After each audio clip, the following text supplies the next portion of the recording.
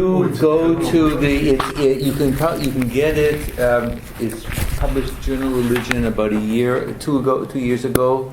There was a special edition of Journal Religion that dealt with sacred attunement, but it was the essay on the ethics of sacred attunement. So you can get it through. It's available there. You can get it that way, but I'll see if I can get it on.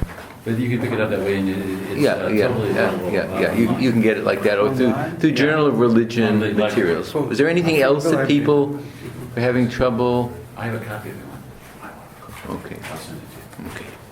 So what I want to do today is to do two things to get us into the next phase of our study. I wanted to first review with you or indicate to you why I've started with the book of Job, or what the impact of that as a prologue towards the rethinking of a modern Jewish theology, by which I really mean my own thinking about this material, and why I've used that both as a larger theological prompt for the course, but a more specific theological prompt for my own work.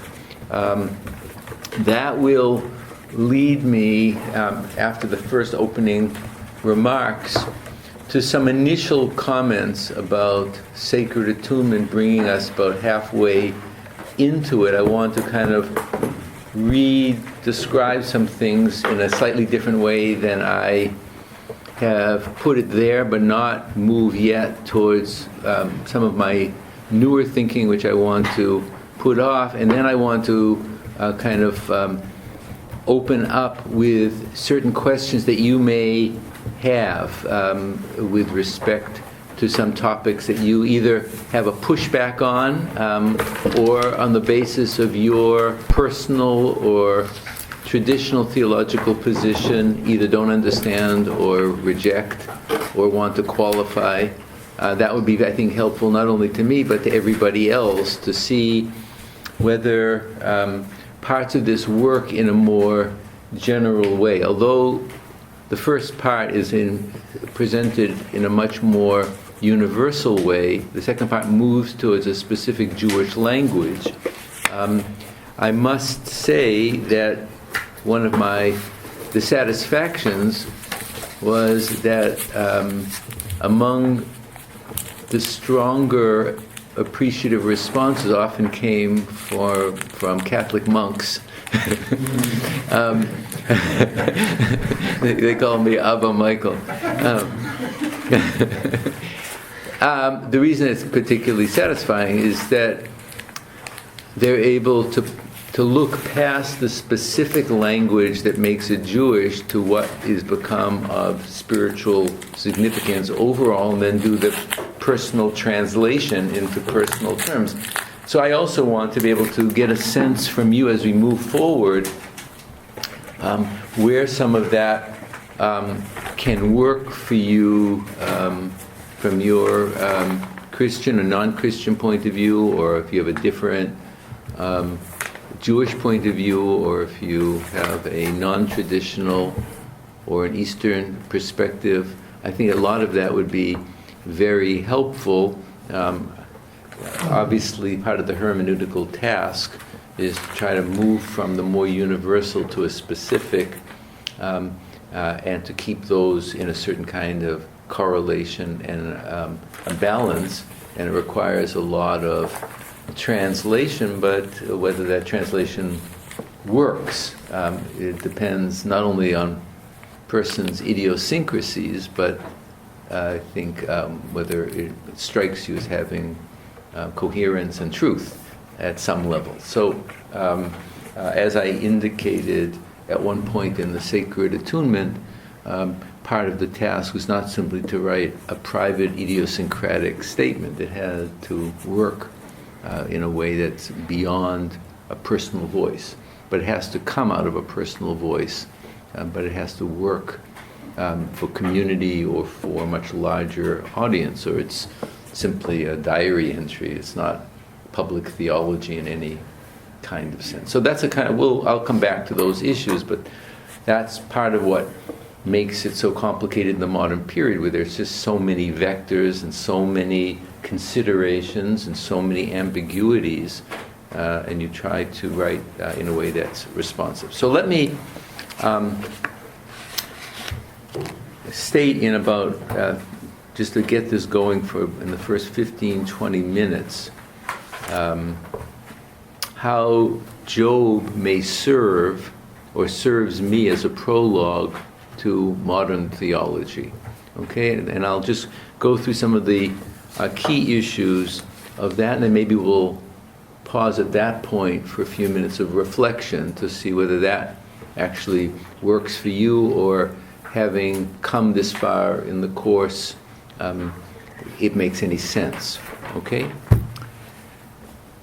So I want to begin by recapitulating things from a more phenomenological point of view to kind of resituate my own self, and I hope yourselves to some degree, into the book of Job. So the first thing to consider is that the book of Job begins in medias res.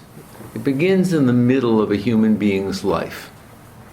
So you're always already engaged in some theological or traditional project.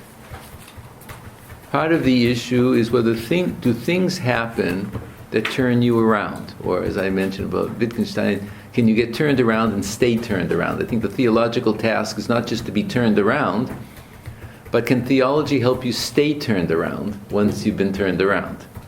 Right?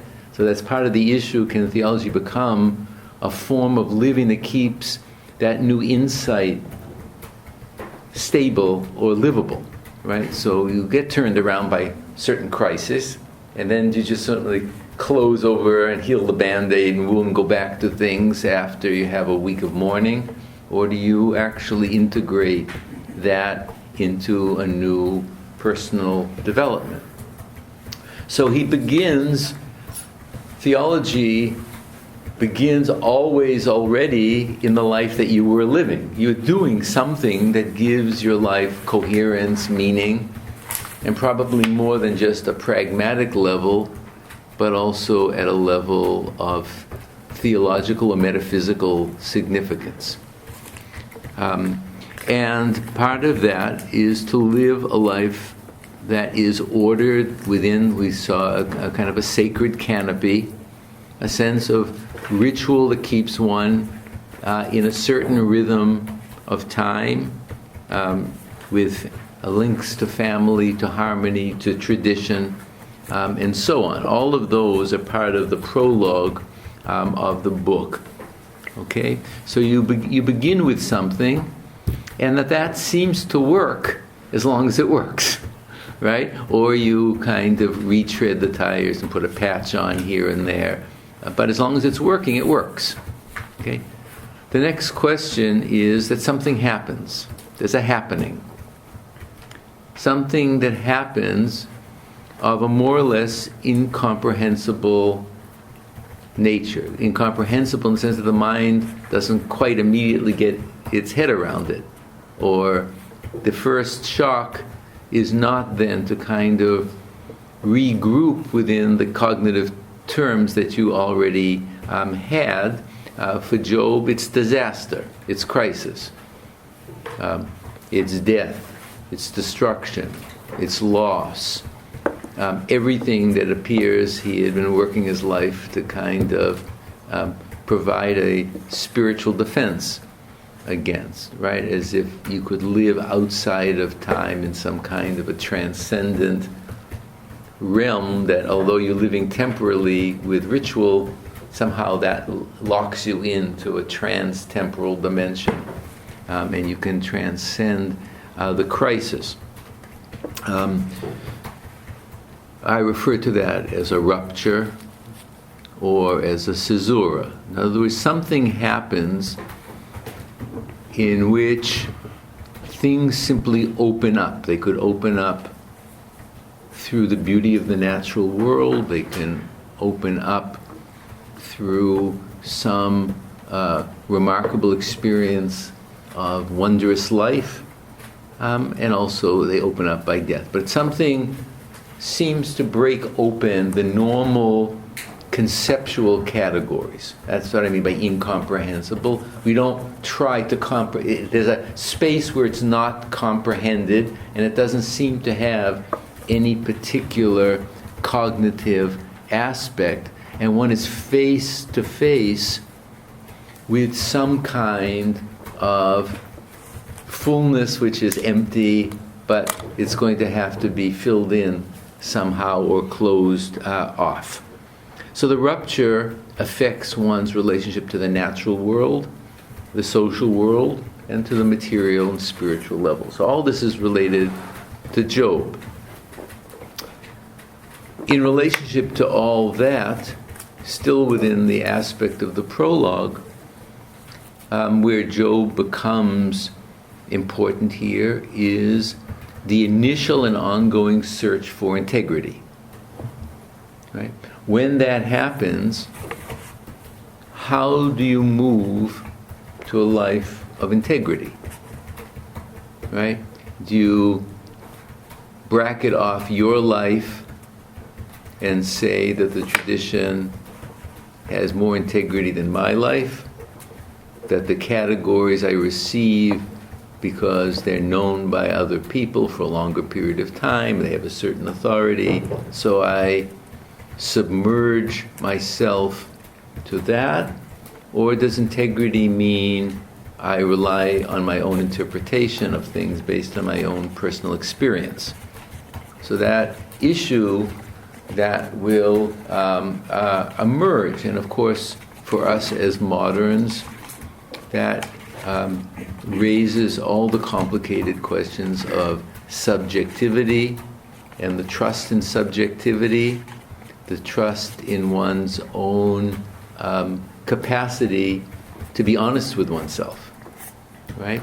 And I mean the Freudian rupture in the fullest sense, not in a Freudian sense only, but in the sense that there is a kind of break with a complete sense that you could trust your own thoughts about what you're doing. There's all kinds of deeper motivations.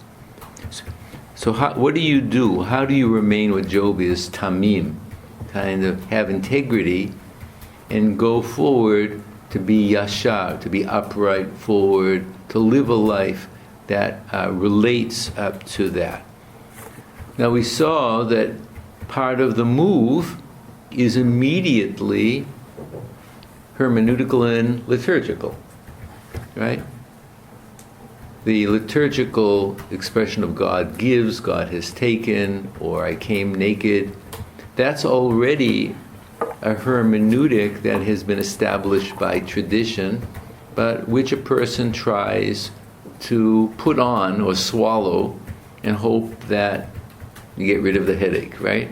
That you take the theological pill and you hope that it goes away.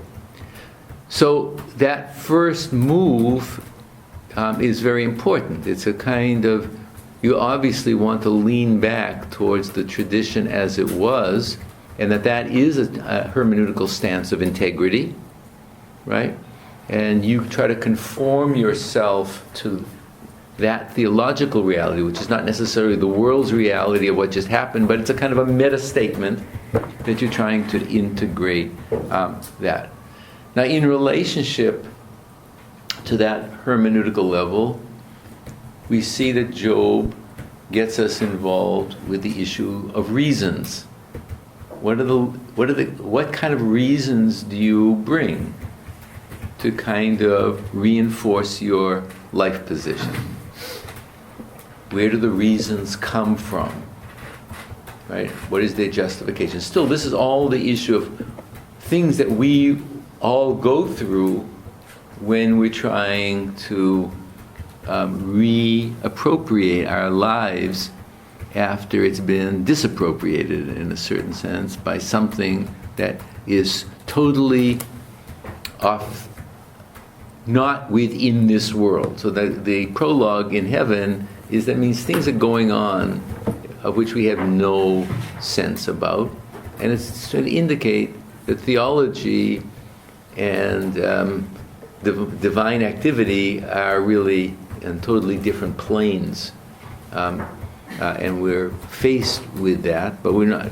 So then, part of that issue is, so what do you do with that? And we saw that Job, to some degree, is forced back to try to create an experiential hermeneutic, and to try to explain things in terms of his own trust in his own integrity.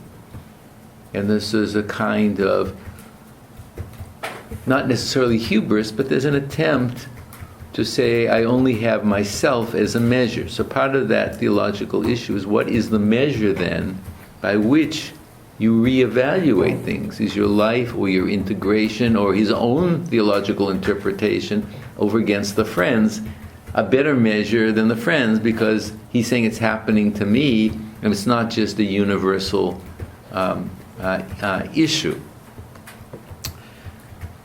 So there's traditional memory. So part of that issue also, and I think it's crucial, is what is the role of pain and suffering have in this larger measure? There may be lots of things you can give up, but do things like loss and pain and suffering, are those sort of like the radical categories that push us to make a kind of re-evaluation of those issues? For Job as well, the hermeneutic is marked as well. The traditional hermeneutic doesn't work. I gave you some examples of how he plays with and reinterprets Psalm 8. What is man that you're mindful that you don't let him swallow his spittle, right? Or his inversion of Exodus 34 verses 6 and 7, the so-called divine attributes, where he turns the attributes of divine care into attributes of violence and disregard, right? So there's also the feature that the book of Job is putting in our face, that the old hermeneutics require a rethinking, and that one of the ways that you're rejecting the position is brought into crisis with the hermeneutic that also gives you a way of reformulating your position. Because you can't reformulate your position in the abstract. It has to be over against the tradition that you're fighting with. So there's already a hermeneutic when you're involved in this problem of self-justification, right? So you're mocking the tradition that was giving you stability as a way to give you new stability. Ironically, it's based on the tradition that gave you stability. But there's not that's part of the way out for Job. For us moderns, where there are multiple sources of truth and reality, it becomes much more complicated to try to find a solid standpoint for this kind of renegotiation.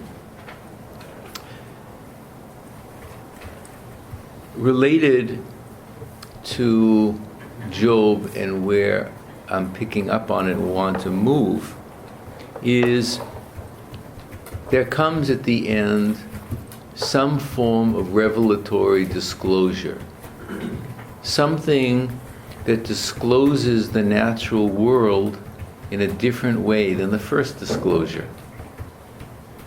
The first disclosure was absolute horror. But it's as much a revelation, presumably, as the second one, right?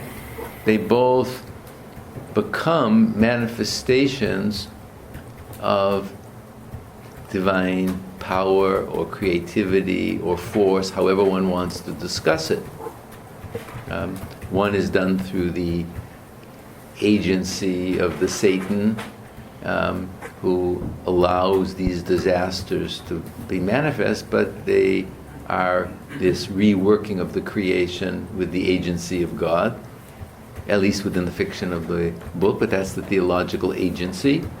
And the revelation at the end is a different manifestation of divine agency that can be perceived through a different way of looking at nature, not totally as order, but as some kind of creative range. But that is going to break the mind open in a new way. Okay? So that breaks the mind open in a new way. And it does what I will talk about later, but I'll already hint at this point. It introduces both a new positioning in the cosmos and a new perspective. And I will not necessarily mean this in a Nietzschean perspectivism point of view, but certain moments create a new position and reorientation. So what the reorientation as a conversion or mental crisis moment is that from that new pivot position, everything is seen differently in relationship to it, right? It's a reorienting in the most fundamental cognitive sense. One of the questions that emerges through the book of Job that is crucial for me, and I think it has to be, well, as a way forward, is what is the ongoing relationship between that breakthrough in consciousness and the life that we have to live on an everyday basis? How do you hold those two levels of reality in mind? And we'll see as we move towards Jewish theology, at least how I make certain kinds of speculations about that. In other words, there is a truth that broke open that's independent of the categories or the structures of existence or the structures of action, where it's just a raw, radical experience. And then there are the immediate human hermeneutical implications of what do I do with that, and not simply as the new response, like that is a type of Sinai, but if there was truth to the first experience, can I keep it in relationship to all that I go through, and does that qualify the second? In other words, is the first so absolute that it qualifies the second? What is the relationship between this experience of divinity in an absolute sense and then living with divinity, both in a theological and what we might say a practical, ethical sense? So can you keep the two together? Obviously, I made the suggestion that Job, part of that task is this kind of reformation of sympathy and regard for the diversity of creatures. But that is already a hermeneutical appropriation, where when he says, I despise myself and I'm dust and ashes, he realizes the limitation of human, even ethical or spiritual construction, because he's aware of these two massive orders. And the question is, from a theological point of view, what do you do? And then, as we'll move forward, how do you reform or formulate a new matrix? What is that new matrix? Right? And what would be the new matrix for a Job who had inherited the book of Deuteronomy or a scripture? Right? Right? Does that matrix remain, or does it have to be reinterpreted? In other words, is there something that took place that so reoriented the cognitive structure of mind that becomes a guiding hermeneutic towards the new life that one wants to build? So it becomes a way to establish a new hermeneutical matrix, even if one goes back to the old tradition.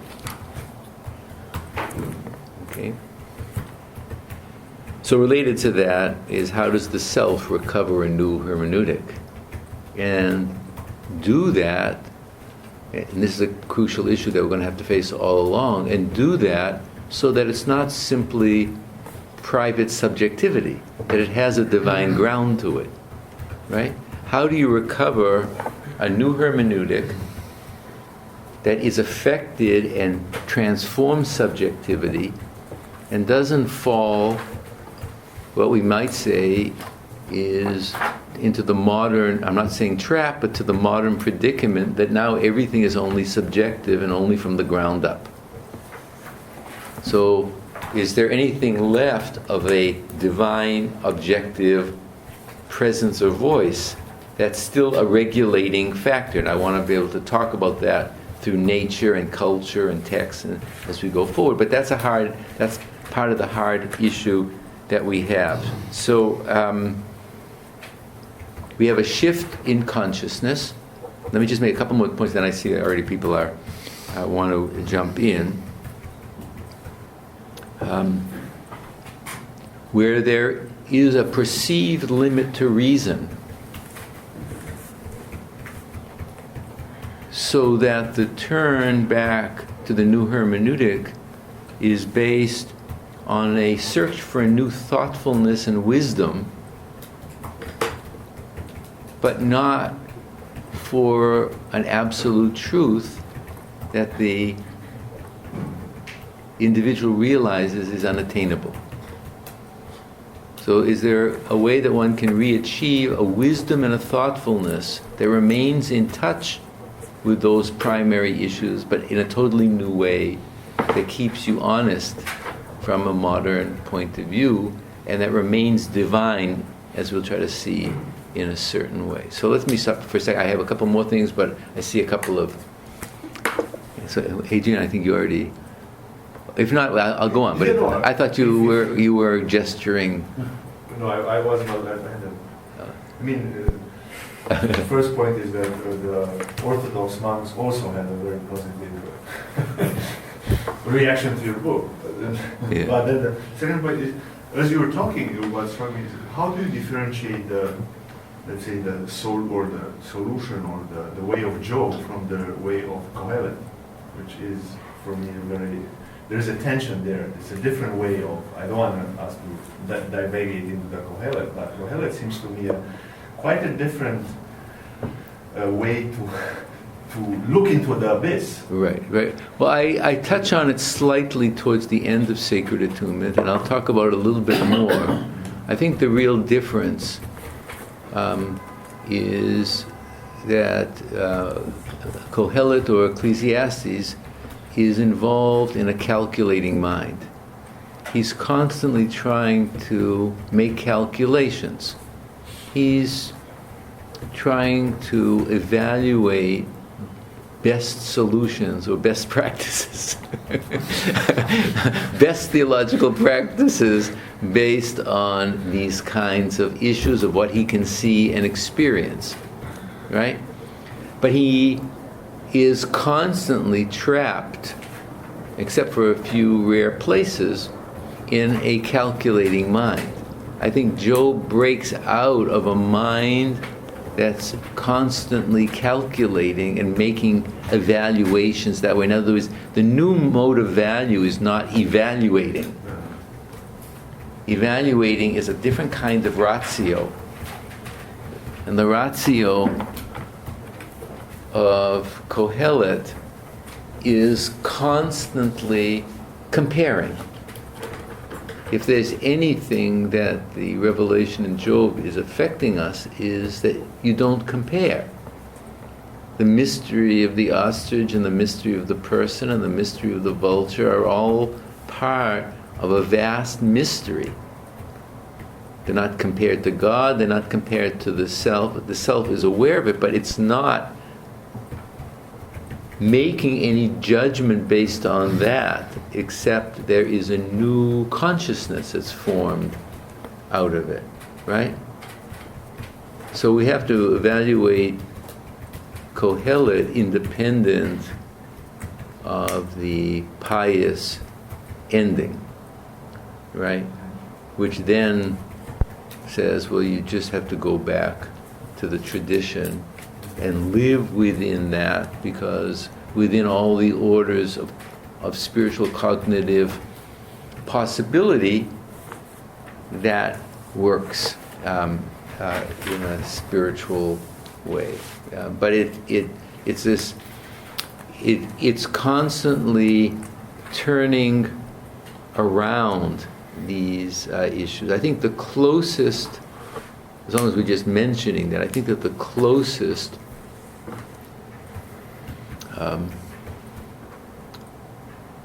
where Ecclesiastes comes close to Job is a radical notion of temporality, that everything has its occasion, right?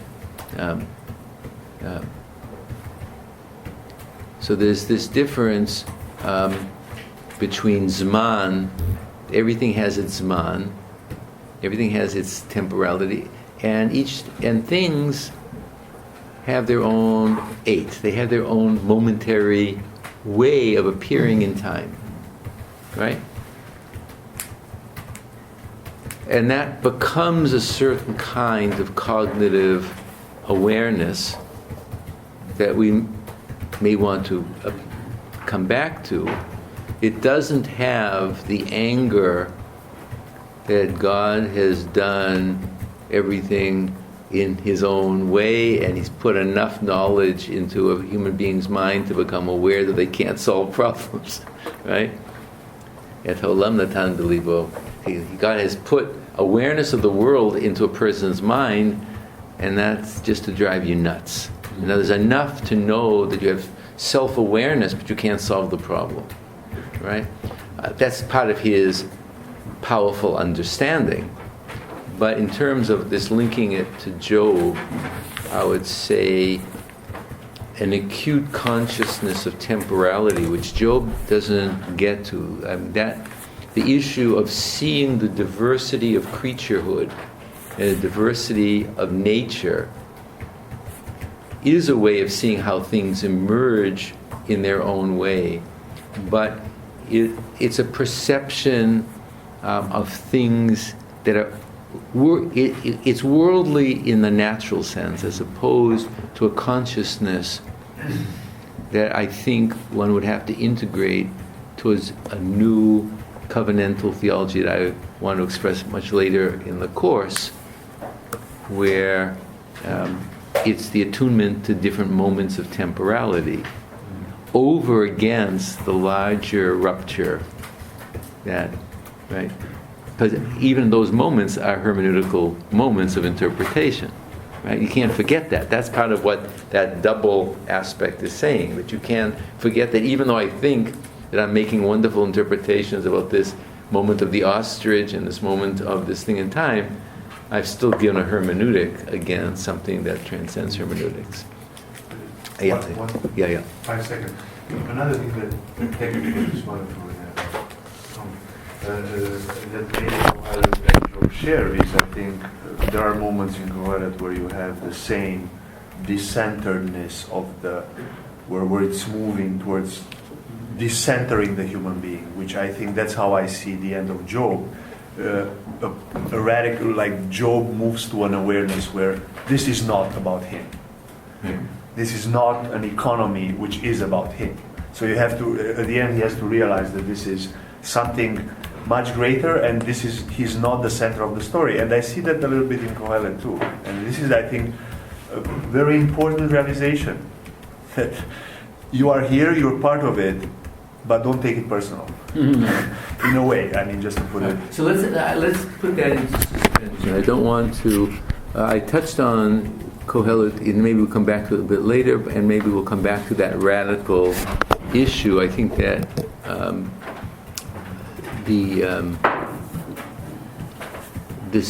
the skeptical position is a different position than the Job position. Now, I'm not saying that the two have to be totally divorced from one another, right? Perhaps the skeptical position has to constantly undermine any false new piety that one has now achieved the new right hermeneutic, Right? So we have to live in a much more complicated way, and I don't want to dodge that. But let's wait till we get there. There can be a destructive skepticism, and then the question is, how do you integrate limit and finitude so that you can still go on living with value, right? So you can't throw that away. So a couple more points, and we'll turn towards sacred attunement, things like that. So there is this crisis of what's plausible. There's a crisis of plausibility. And to put it in more metaphorical terms, which I want to pick up on as a sustained metaphor, how do you read reality and how do you read the world? Because ultimately, I want to suggest a connection or a more profound correlation between the reading of the world and the reading of text have to be brought together.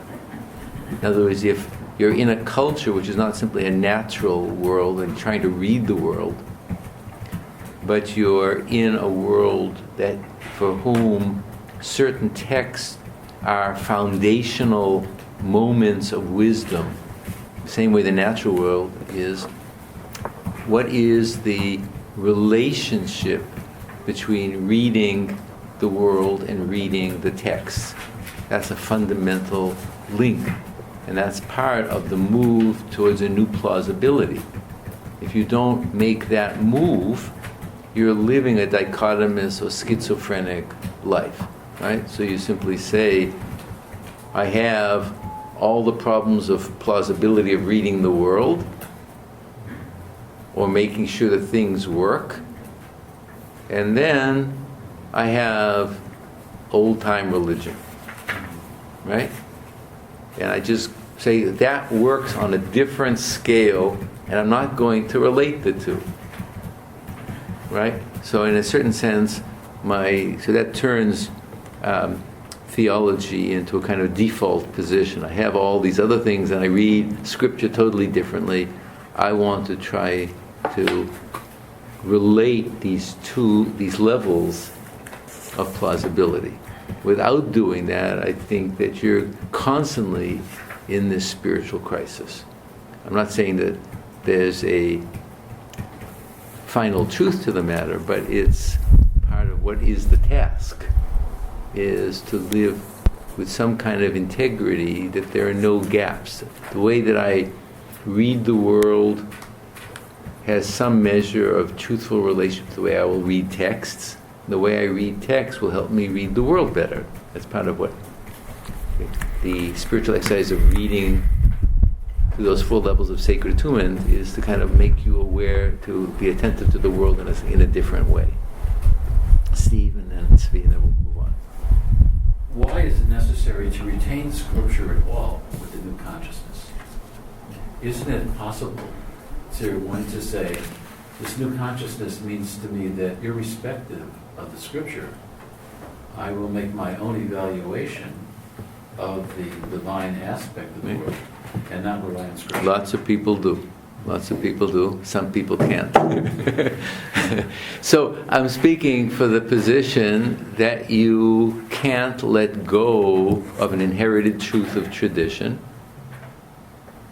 and that you're not going to be so brazen as to say it has no wisdom. The question is, what is its new wisdom?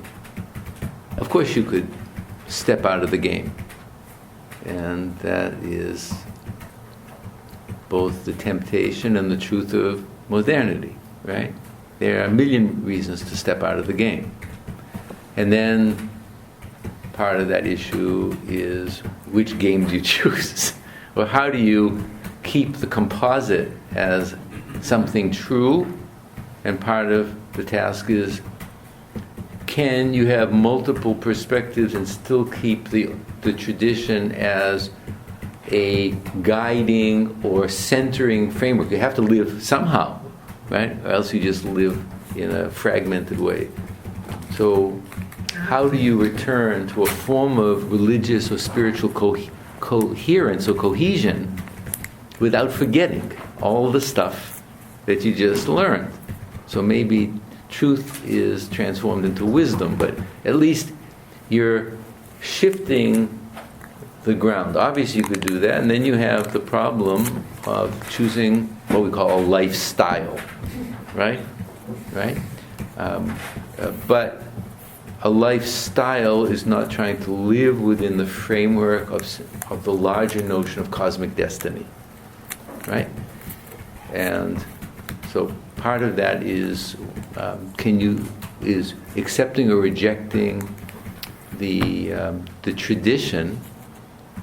And part of the reason that I will want to begin from nature, move up to the scripture, is that the notion of the hermeneutical transformation has been going on for thousands of years. So there's no reason not to continue that. I mean, the problem of, we'll have to come back to this, but the problem of modernity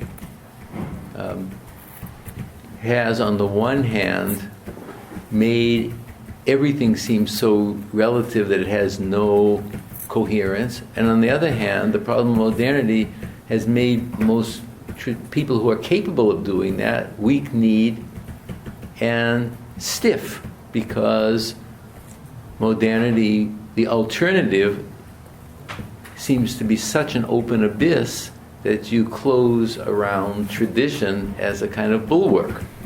So, but traditionally, there was a deeper hermeneutical flexibility. Modernity has allowed Jews and Christians and Muslims to forget that and to close around fixed positions, mostly as a modern response to the crisis of modernity, right? Those positions are modern positions. They're not positions when people were self-confident. I'm not saying it's an absolute across the board. Obviously, some people have the cognitive and spiritual capacity to live with ambiguity or with hermeneutical daring. So part of that issue is the performance that's done with the community, and then the mental hermeneutical difference that can be done. That's not simply the old notion of orthodoxy versus orthopraxy, that you have fixed belief and fixed practice, but there are.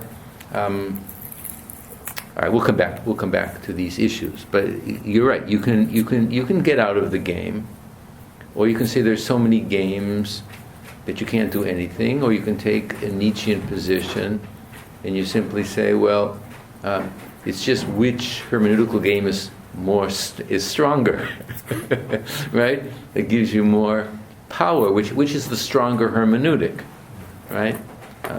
But we're not moving that way. We're trying to construct a life of value, not just the power. So there's a much more integrated issue that we have to go to. So there's the plausibility of a hermeneutic that integrates the natural world, that integrates something of what we can say honestly about the philosophical world, and that doesn't forget the critique of modernity, right? That doesn't forget the fact that we now have created a new metaphysical horizon that we can't break through. The question is, does the divine still break through nevertheless? So that's the first issue, the crisis of plausibility, and to create a hermeneutic that's integrating the natural, the spiritual, and the world of tradition as well, and philosophy. I'm going to try to suggest that philosophical theology is a necessary step, because it's part of the form of reasoning and justification. But that's not theology as such, but it's a form of the way that we have to think about things and make sense. Then there's the crisis of a living theological orientation. So it's not just getting your head around the plausibility, but how do you live with it? How do you put that into practice? Right?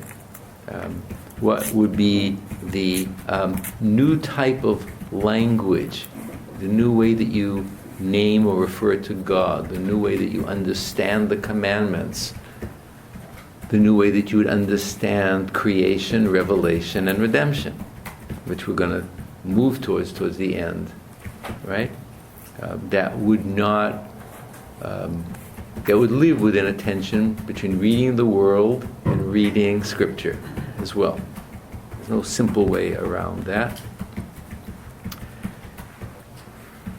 And part of that risk from the very beginning, or if we have any limited faith in, it's that tradition could allow that to happen, right? If you don't have a prior faith that tradition could allow that to happen, then you really have to step out of the game, right? If you say, no, there's a limit to interpretation, no, there's a limit to what the tradition is saying, in an open-minded way, right?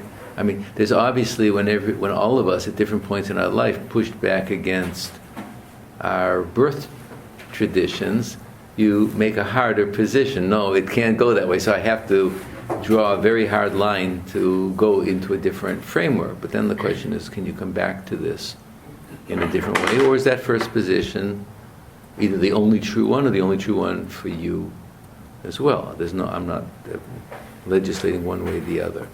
I think that the third, but you have to recognize there's a difference between first pushbacks and then the question is whether what you have to do for your own integrity and then what you do at another level. Right? We all have gone through that, I'm sure. So then the third issue that I just want to bring up is, since we're talking about the human being has to do this interpreting, and the human being is doing all of this, and the other reason why the book of Job is so essential in this project, is there is an absolute crisis for many moderns, but it's not something new, of the trust in a human being in the context of radical evil. It's much harder to talk about being created in the image of God unless God is also related to all of this. And we're going to have to think about that. Right?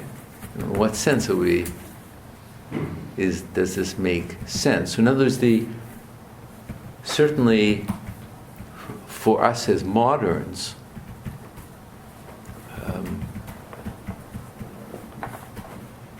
the issue of a century of wars with hundreds of millions of people dead through the agency of the insanity of human beings puts a kind of qualification around, or maybe it's the reason why you have to turn towards a certain spiritual delicacy about how do you go forward. Not the old way, but something to retrieve what human value can be. Right? We were talking last time, we talked about the difficulty of Herman Cohen's position that there's a kind of truth to learning about the suffering that's part of a divine plan. I said it was obscene. And there was a person in the back of the room who comes from a much more traditional fundamentalist background, and he said it was obscene, and he made a face, and he has shown up today. So I think that the question is how much you're willing to face some of that. Just a second, Herman Cohen's He was saying about that this is part of a divine providential plan to make you aware that suffering can be integrated towards a deeper sympathy, but that's giving a positive evaluation. And then driving home, you hear about the Taliban hacking people to death in Pakistan, then you have the stuff in Ecuador, and you have all the stuff that's going on with the migrants. You say, what's going on, right? I mean, we're talking about human beings. So when we're trying to reconstruct this, the issue of evil as a primitive core of this can't be dismissed, and how one reconstructs an honest religious life today. I'm sure others did it, but they were able to get to easier Jobin solutions, perhaps, right? Or you get different fallback positions. I don't think it's I think there's just it's too complicated, and it's too much in our face how brutal humans are, and how brutally religion can be used as a justification.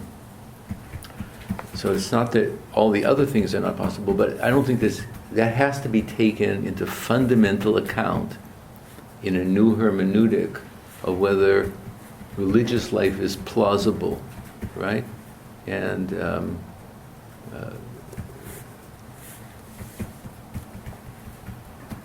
I don't say that to put everything on the same scale so that certain microaggressions against certain people or things like that are on the same scale of these massive things. I think what they call now intersectionality is some kind of a term that's used, where once you say that there's a problem in one area, then you have to see everything across the board as on the same scale.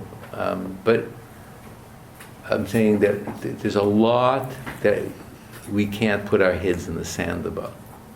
And to move forward, Job becomes important because not only of the complicated nature of coming to a new rational or theological position, but it has to integrate a new awareness of what a human being is, and that would have to affect what sacred attunement is. How do you deal with all the things and make spiritual decisions, right? So I want to see, did you have a thing? I had a question with regard to the interpretation of Job. To what extent? I mean, it's kind of been chat because I don't know. So maybe let's, Okay. I want to move forward a little bit more. Anybody else want to come in on the things that we were talking about? Yes. Yeah, maybe you'll get to this when we start talking more about sacred attunement, but when we were first talking about the kind of scissoral moments that cause ruptures in thinking in theology, you referred to as some kind of like experience of nature or of kind of existential wonder that can cause that. So do you mean to say that like these kind of theological reinterpretations can be caused by positive experiences, but it doesn't have to be death and destruction? Mm-hmm. Okay. In other words, it's I'll speak a little bit more about that, but what I'm trying to locate something that we call an event.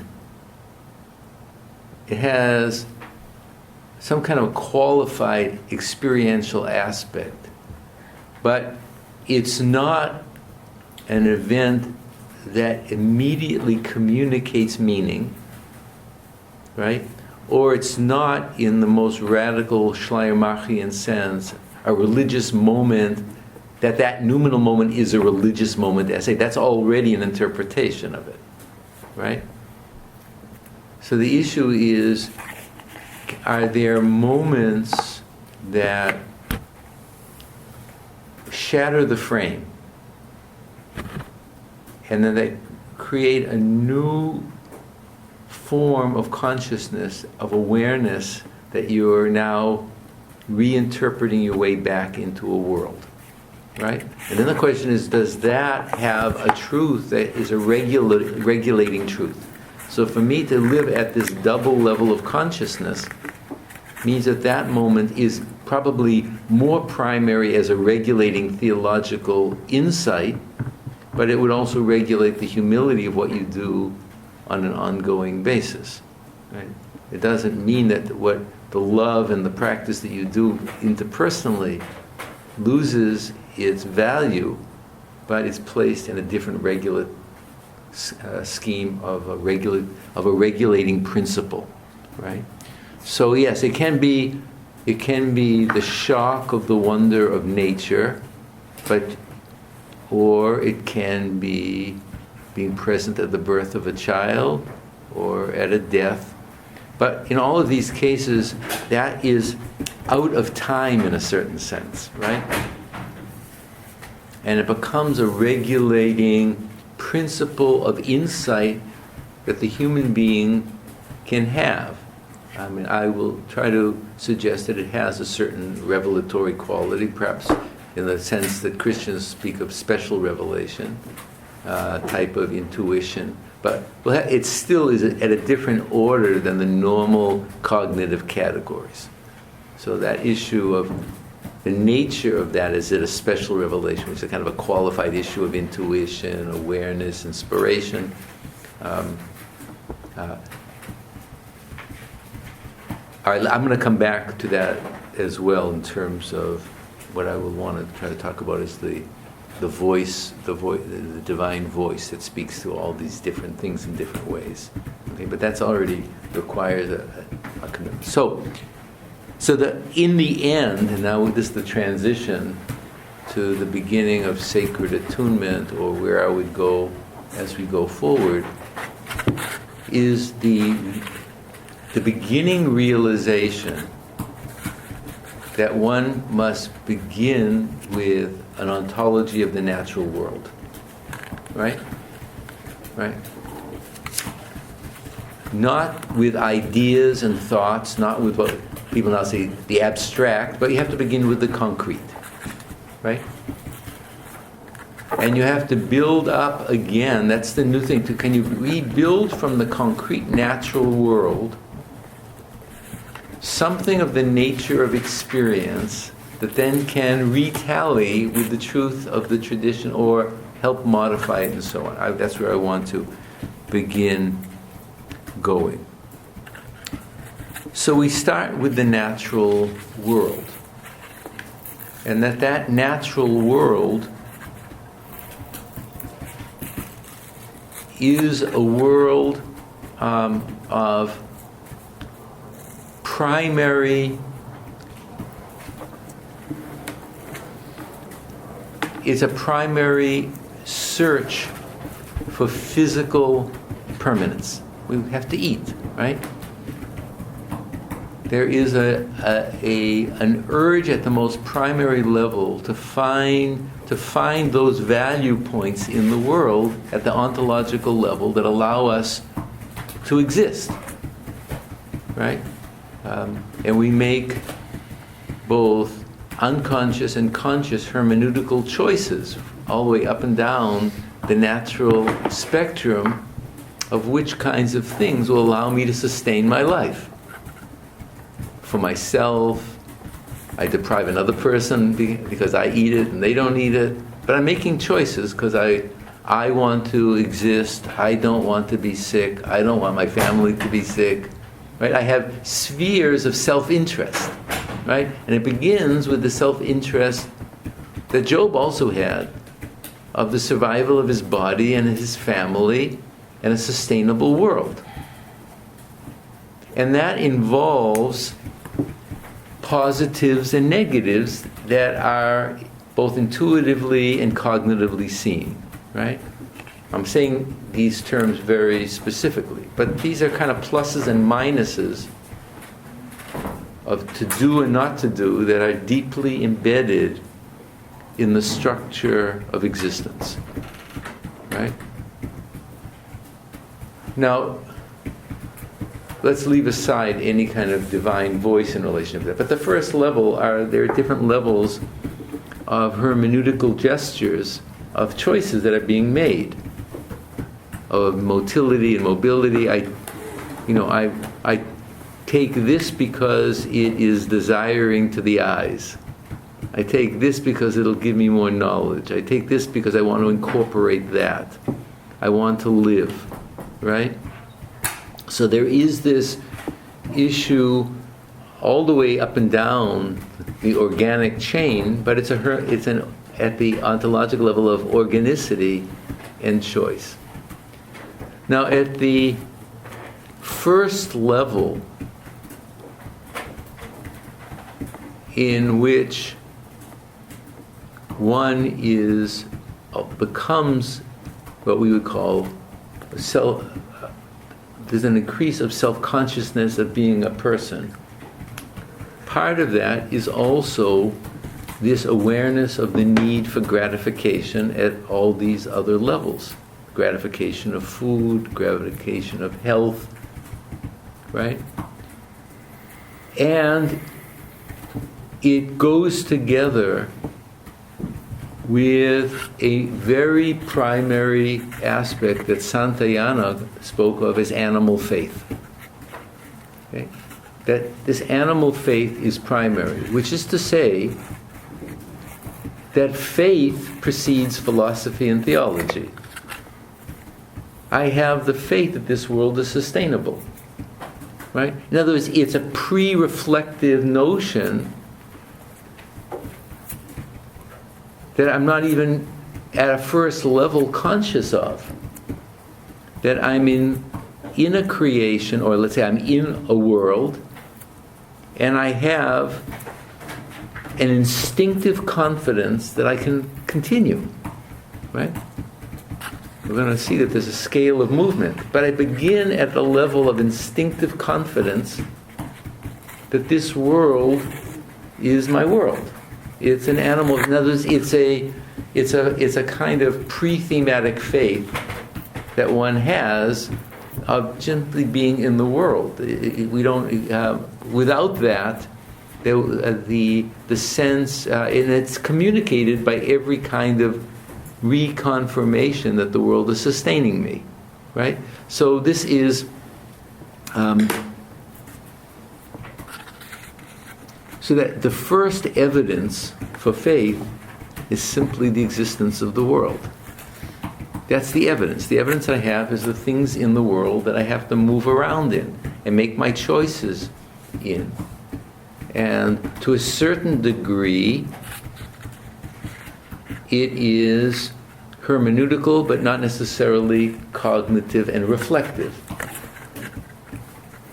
At the moment that it becomes reflective, I am on the path of philosophical understanding, a form of transcendence. In other words, I have beginning to bring reason and thought to bear on a reflection on the world that I'm existing in. That my self-consciousness is able to think about orders of significance. And as I would proceed along that natural path, the moments of new openings of transcendence give me larger and larger sense of cohesion, integration. I have a sense of how things are working. And I'm trying to create forms of hermeneutical coherence and integration.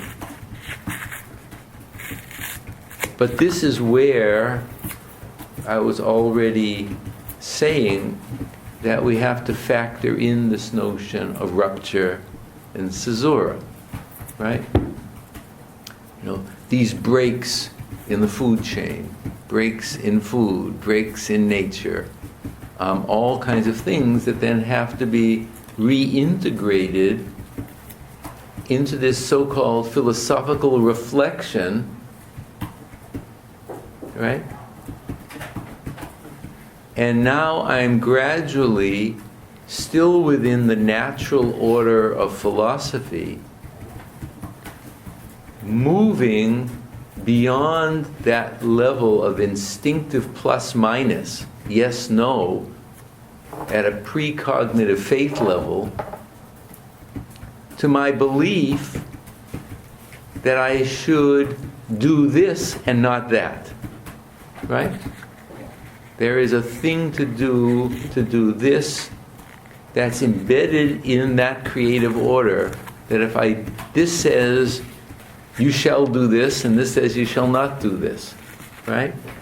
And it's a perception that grows by individuals, and it grows as well by tradition, right? You already get that from your parents. Don't go near the stove, right? Or don't go near the tree, or don't go outside and touch the bush when there are bees around, or things like that. But these are traditional notions of you shall do this and you shall not do that, right? And they have moved up a level from the instinct to a reflective normativity that is passed down through tradition, right? It may already be embedded in what we would call religious orders of language, but I'm trying to keep that separate. It's still at this kind of level of reflection on value, reflection on what I believe will succeed, what tradition has helped me believe will succeed. It doesn't necessarily mean at the first level that I've transcended self-interest. What I believe will succeed may be the benefit for me personally, and so it's still self-centered, or the things that I believe will help me succeed for my family, right? So to a certain degree, we're involved, at least insofar as we're on this Jobin curve of moving towards the possibility of not being self-centered or self-referential, right? As we move along this larger thing towards a much larger notion of integration, where it's not all about you, Job, right? That kind of an issue that we're moving across, but we're still at this level. So at this first level,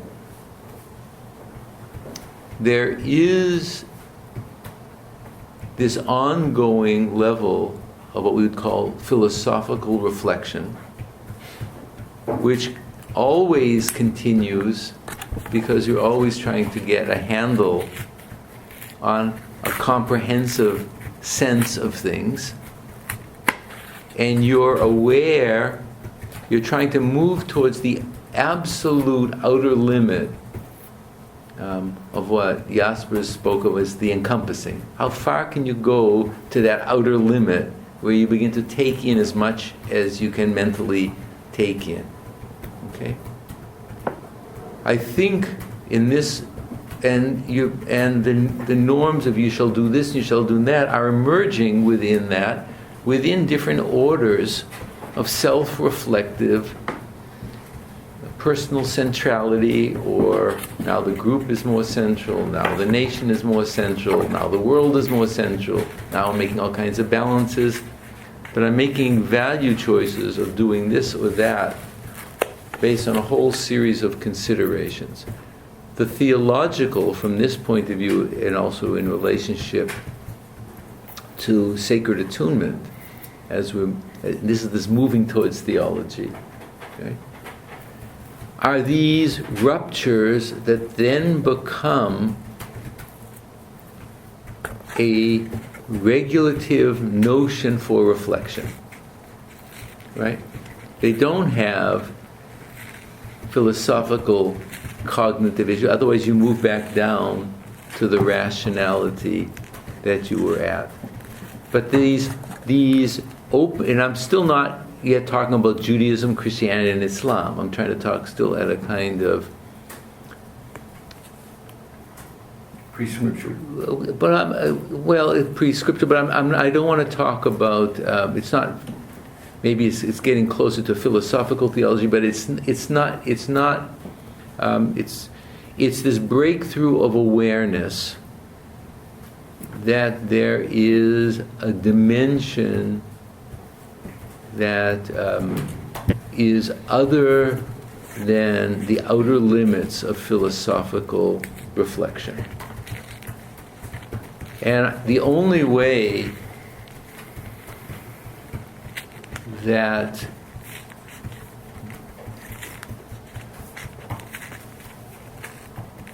I think we can put it into religious terms, because I want to take the most abstract religious terms that help us still at this point, I think are two.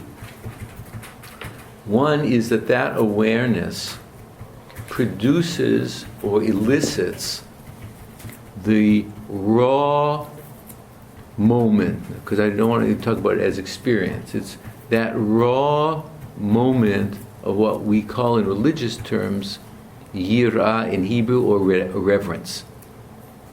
In other words, it's within the framework of the human spirit and the mind, it's the first fundamental sense, not just that of transcending consciousness and rationality, but a sense of the most radical sense of transcendent otherness that produces this radical sense that we call in common language the difference between infinitude and finitude, right? There is the sense of reverence produces this notion of some more radical, call it absolute, call it illimitable notion of infinitude and the finitude of the self in relationship to it, right? That's already very quickly a hermeneutic, right? But the raw moment happens. And the raw moment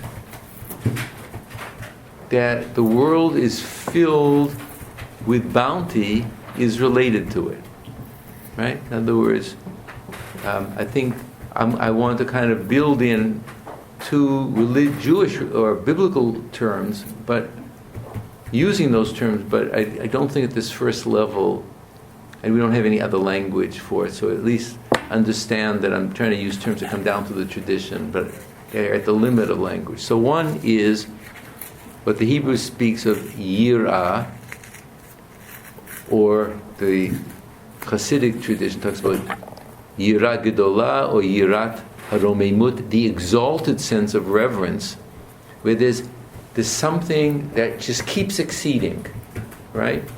What we talk about in terms of height, right? We talk about that as height, right? And that becomes a metaphor for that sense, and then the sense of radical finitude, right? So that there is this primary sense of what we call awe, or this awareness, which is different than a philosophical consciousness. And there is this awareness of the world as filled with all kinds of mysterious bounty that comes with that. Okay? So, in a way that I think happens in a spontaneous consciousness before it's explicated hermeneutically, is something that we all forget. And that is that primordially, or for heightened religious consciousness, this notion of transcendence and imminence are not separate. They're both together, right? There is this sense that there is this huge space, but that space fills the raw world in which the self has fallen as a finite creature, right? And the imminence of bounty, which is the second term, I'll kind of elaborate this as the Hebrew word chesed, which simply means the grace of unfolding, right? Something that's happening in the unfolding that happens beyond my deserving it. It just happens. I don't yet have a category for it. But the world worlds itself not because of anything that I did. And I'm a recipient of something of that. So I have two experiences that are probably pre-thematic in a certain way, but it's a different kind of pre-thematic experience than that pre-thematic of the instinctive level, right?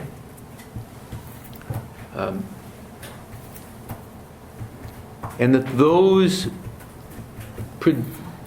elicit a simultaneous consciousness of the interplay between what we later distinguish between transcendence and other and immanence.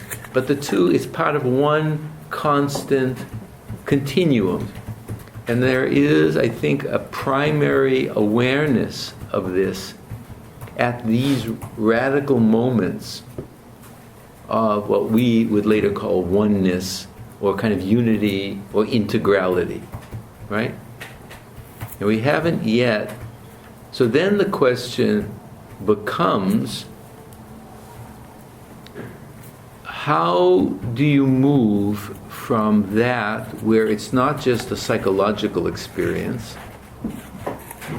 it's not just an aesthetic experience, it's not just a philosophical characterization of things, but that there can be a translation of that into theology. That is to say that primariness, which already immediately has an experiential hermeneutic, can be lived. Right? And that's part of what's happening to Job. Right? How do you live with that new consciousness, and not just as a solitary person, but as a person who has to go back into the world? Right? That it's not separate. Right? So there is, and I'm going to elaborate this in the last weeks, but there is already a more primary do and not do that emerges for the self immediately. That's not yet the commandments, thou shalt do this and you shall not do that. But it becomes a primary yes, or you shall sustain this awareness, and you can't harm. The negative is you don't harm the world, right? There is, now that's going to have to be fully translated into a revealed theology at Sinai or anywhere else into practical laws. But if that's already a divine voice, it's saying, yes, you shall be aware of this, and no, you can't harm these other things. Right? So there's a primary ta'ased, you have to do this, and there's a primary lo ta'ased. That's emerging from the experience of the world. So at this point, let me just stop at one more point, because I want to be very clear about something, because there's already, as you see, an implied theology of divine voice. And it was for this reason that I began the class by reading that section from Psalm 29 and the midrash of that. So you remember that the first level is the kol, or the voice of God, is in power. Right? Kol Hashem bakoach, it's in power. So at this first primary level, it's the primary experience that there's something pulsing through the power and order of the world that's impacting us at every single level. Right? That can be at the instinctive level that we were talking about. And that voice says yes about certain things and no about certain things, depending on whether you need food, or you need love, or you need to build a home, or you need to kill an animal to eat, or whatever. But that's still at that first level. And you hear there is, at that level of consciousness, there's a hearing of this, of something more than simply the signs of the world. They're taking on significance, right?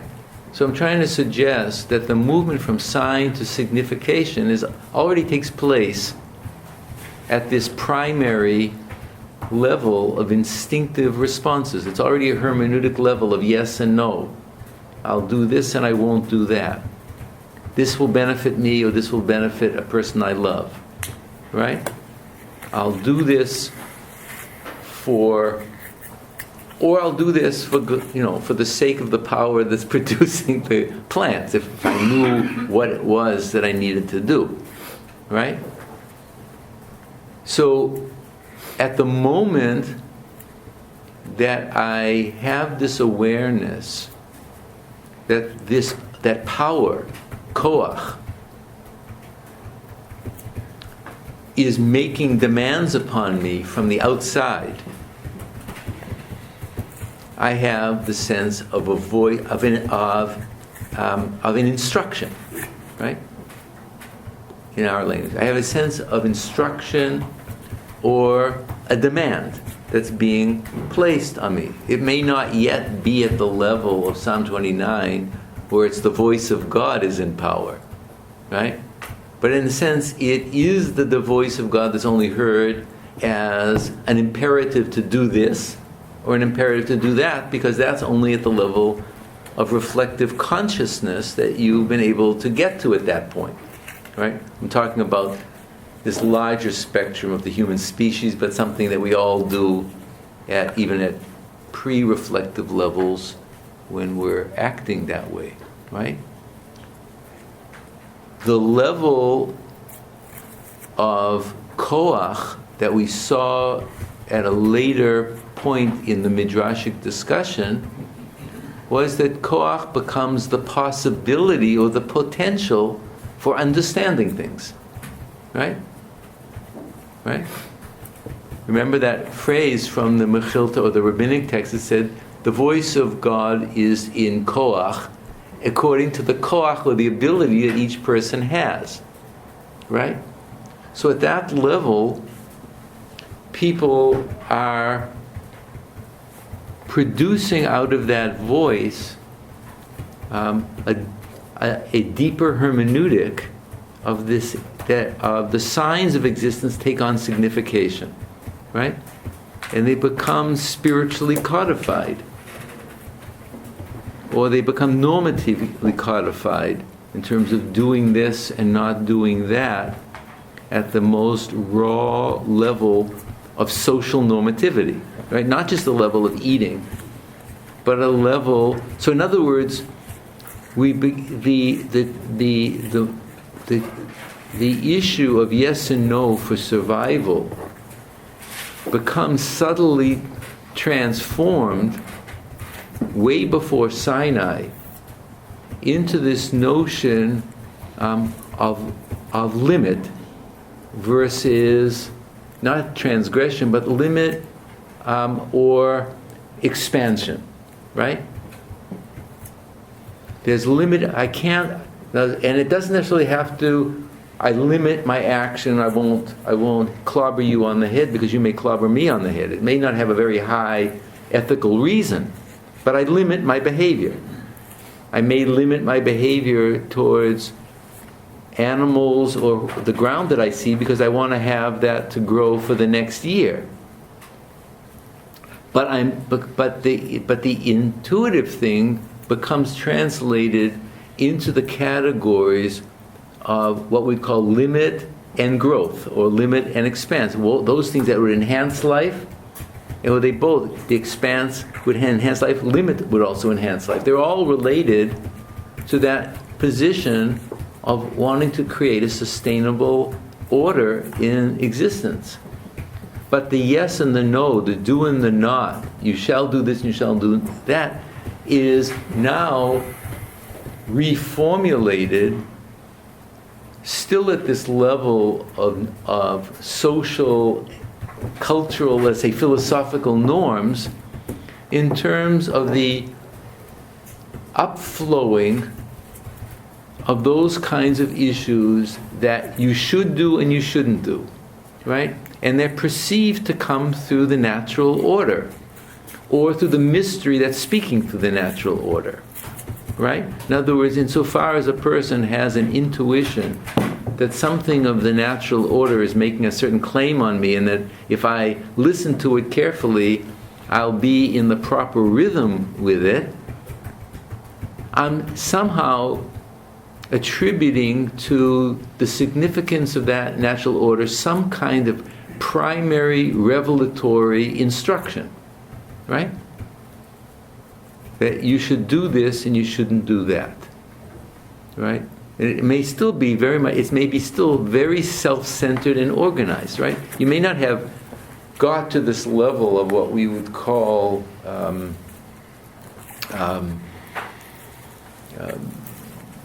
any supererogatory or any behavior that takes you out of your own self-interest. It takes a long while to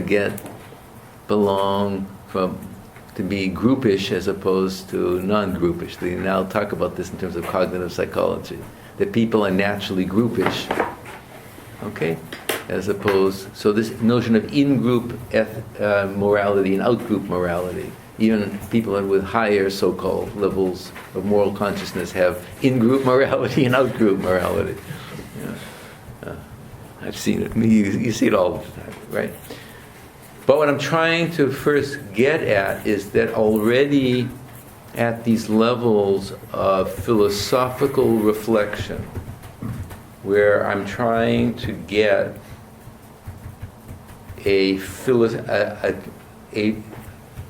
philosophical transcendence, that is to say, I get out of myself to see things around me in terms of certain kind of categories of workability, I'm already hearing some communication at whatever level I interpret it. Theology was going to try to put it into different kind of categories. But that kind of a person is already hearing an instruction, right? Right? It's not just something coming from the autonomous self. Right? Right? You don't go over the cliff because you're going to fall down. Right? There's something about the created world or the ordered world that I both have an instinctive faith about, and then I realize that if I pay attention to the imperatives and the communication of that instinctive animal faith world, that world is a sustainable, livable place, right? And my notion of faith or trust, or what it means to be in creation, is already transformed. But notice also one further thing.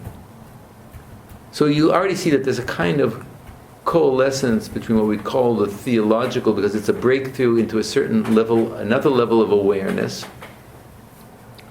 But even at this level, and I think this is important because we forget it, that the primary level of faith and trust is the awareness that you're in this mystery of creation.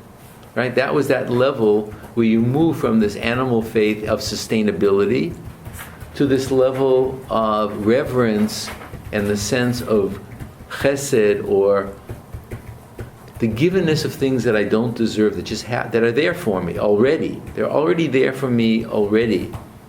And that I have to recognize my responsibility, maybe for my own self-interest, but I have to already recognize that as soon as I become aware that something is speaking or addressing me, and it's through that, namely, what some people say, that's the natural law. It's telling me that I have to take care of the plants. It's telling me I have to do this. I'm already having a revelation occurs within the primary category of creation. Creation is always first. Revelation doesn't come first, at least according to this way of seeing it. The sense of a sustainable world and a world of creation, of mystery and bounty, that I am humbly embedded in. And then I begin to hear things coming out of that order. I don't necessarily have to have the notion of creation, right? It's just the there-ness of what's there as the world that I find myself in. I may not even have a clear notion of creation, but I have a notion of the world of things, right? But the very notion that I perceive some law or some communication or some instruction that's coming from outside me from the very beginning, that says, if you want to continue living, you'll do this or you won't do that, right?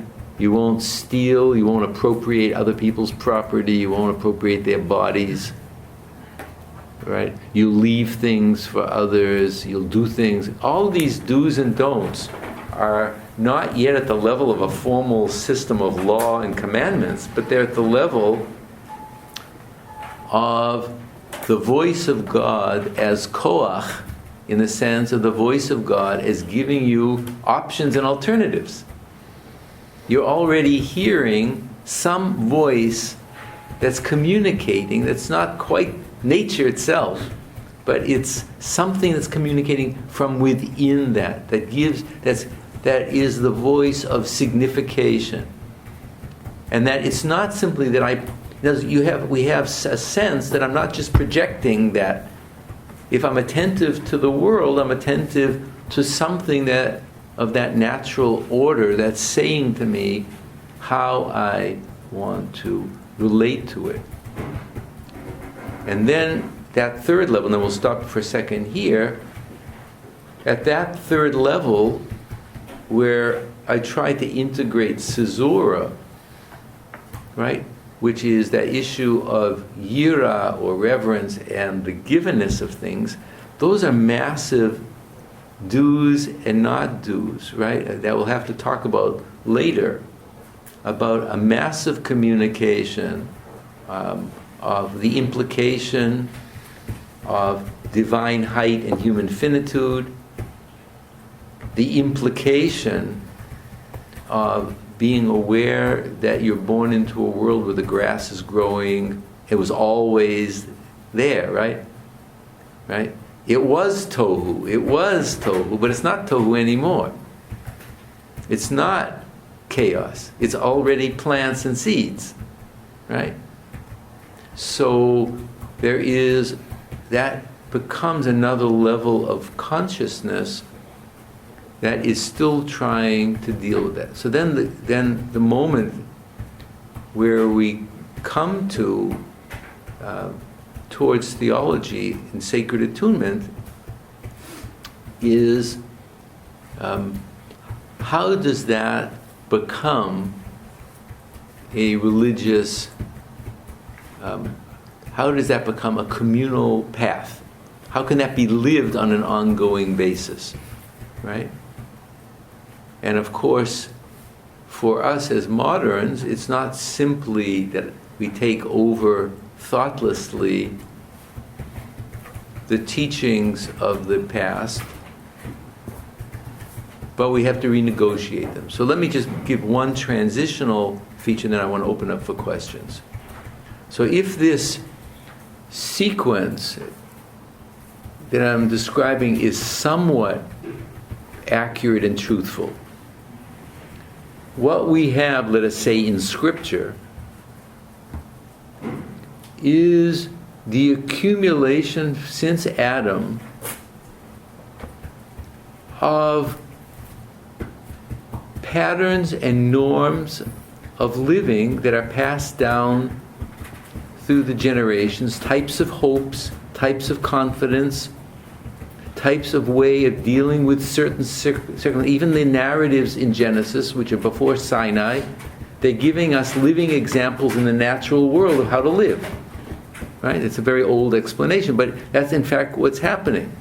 Right? There are ways that is coming down. From that point, and it's constantly being reinterpreted. From this point of view, and of course it's in the context of the ancient Near East, it's in the context of the world that they're living in. Right? So naturally part of the formulation would take place within the language of its time. From this point of view, and it's not a traditional point of view, but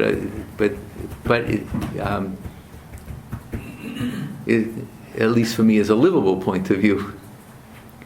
So when the rabbis speak of Moses as Moses our teacher, he becomes the voice of all the voices that intuits in a special way the various norms that have been coming down through a whole series of theological intuitions and experiences. And in a particular revelatory moment, those are formulated now as a clearly prescribed system of you shall do and you shall not do. Right? In other words, they move from the level of personal intuition or group intuition to another level of rationality that transcend the small group. They become national, right? They're not just an individual's experience or family experience. The movement from individuals to families is taking place up to Sinai. Then the question is, what is the order of that reformulation of you'll do this and you won't do that? Of limit and transgression that will keep the world together becomes a revelatory moment at Sinai that's formulated. And the fact that, so that's already a hermeneutical move of Moses' deeper understanding of what the voice of God is, that it's another level of perception of bringing together these things at another level of culturally sustained intuitions. And then the laws become explications of that. And then if you go through even through Scripture, you see there's an ongoing hermeneutic of that, of the oral tradition. So if you want to have some sense of that in ancient Israel, I would encourage you to take a look at my book, Biblical Interpretation in Ancient Israel. And then you can see how the whole process of hermeneutical transformation is already taking place in ancient Israel. So in other words, Judaism is or Christianity will continue that process. That process is continuing through every single reinterpretation and recodification of the laws. Every reteaching of that, even by Moses in his own voice in Deuteronomy. By the constant readjustment of that, and then again with Ezra and all the reinterpretation. A lot of that is all in my book at the level of inner biblical interpretation. But what it's saying is that even from an inner biblical point of view, these intuitions then have to constantly be recalibrated back into an ongoing hermeneutic. Now let me add one more thing and then we'll have a discussion. Hopefully this will clarify. So we're already seeing that there's an oral tradition before there's a written tradition. Right? Of interpreting God's voice at numerous different levels. The written tradition becomes a level of integrating at different levels of normative significance, what we call the revelation of Sinai. It's an axial moment which now sets a new matrix to go forward, right? But that matrix has to constantly deal with ongoing circumstances, which is the ongoing oral tradition, right? Which is then constantly going to expand or contract pluses or minus, you shall do or shall not do, in relationship to that primary language matrix. So it becomes canonical matrix, but that doesn't mean that its meaning is fixed, right? Once you're in a culture then that is talking about an oral tradition that becomes a written tradition, and a written tradition that becomes an oral tradition, right? In an ongoing way, you then, it seems to me, theologically need a further category that helps you understand that in meta terms. That's why, those of you who read that point, I use the term Torah Klula. So the Torah Klula is this vast interpenetrating reality of existence that's not yet oral tradition, which has become written tradition. It's simply some form of the koach of God, of the power of God's vast creativity before it's been transformed into a human hermeneutic. Moses is a master, first master of human spiritual hermeneutic. And he's done so on the basis of a whole series of millennia of interpreting what that voice of God in power is. And then it becomes the voice of God through interpretation and the voice of God expanding. So that Torah klula, I use the term Torah klula, that it's the interpenetrating Torah, because you want to have a term that at least puts this pre-hermeneutic structure along the framework of a potential interpretive structure. Right?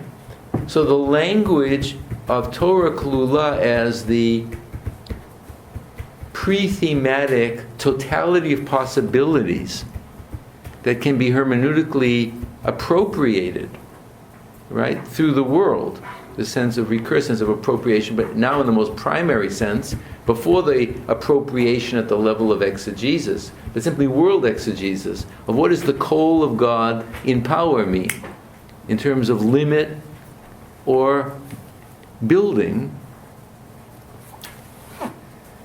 The use of the term Torah is using an ontological term, but as some of the latter-day mystics would say, from our point of view.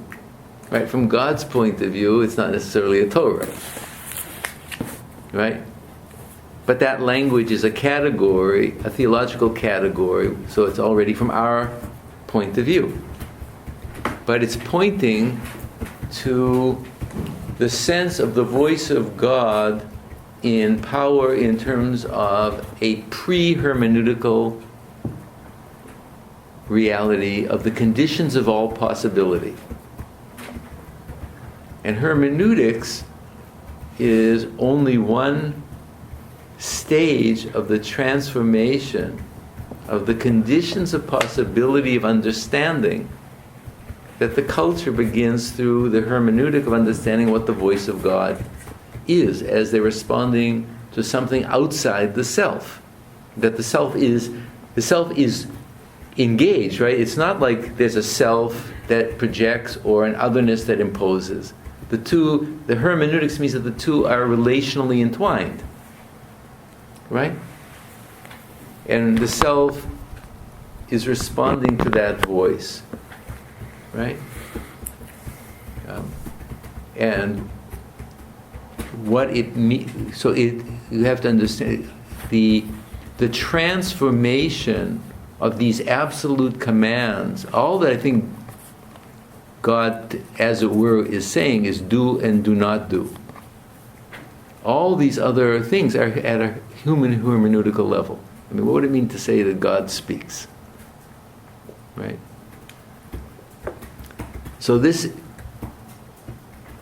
I'm speaking now from my own point of view, not from speaking for the sake of any particular tradition, but that the voice of God that's speaking through creation as a general revelation to all of creation can only be heard by the human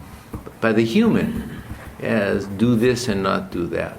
And then it has to be interpreted. What more comes through the natural order?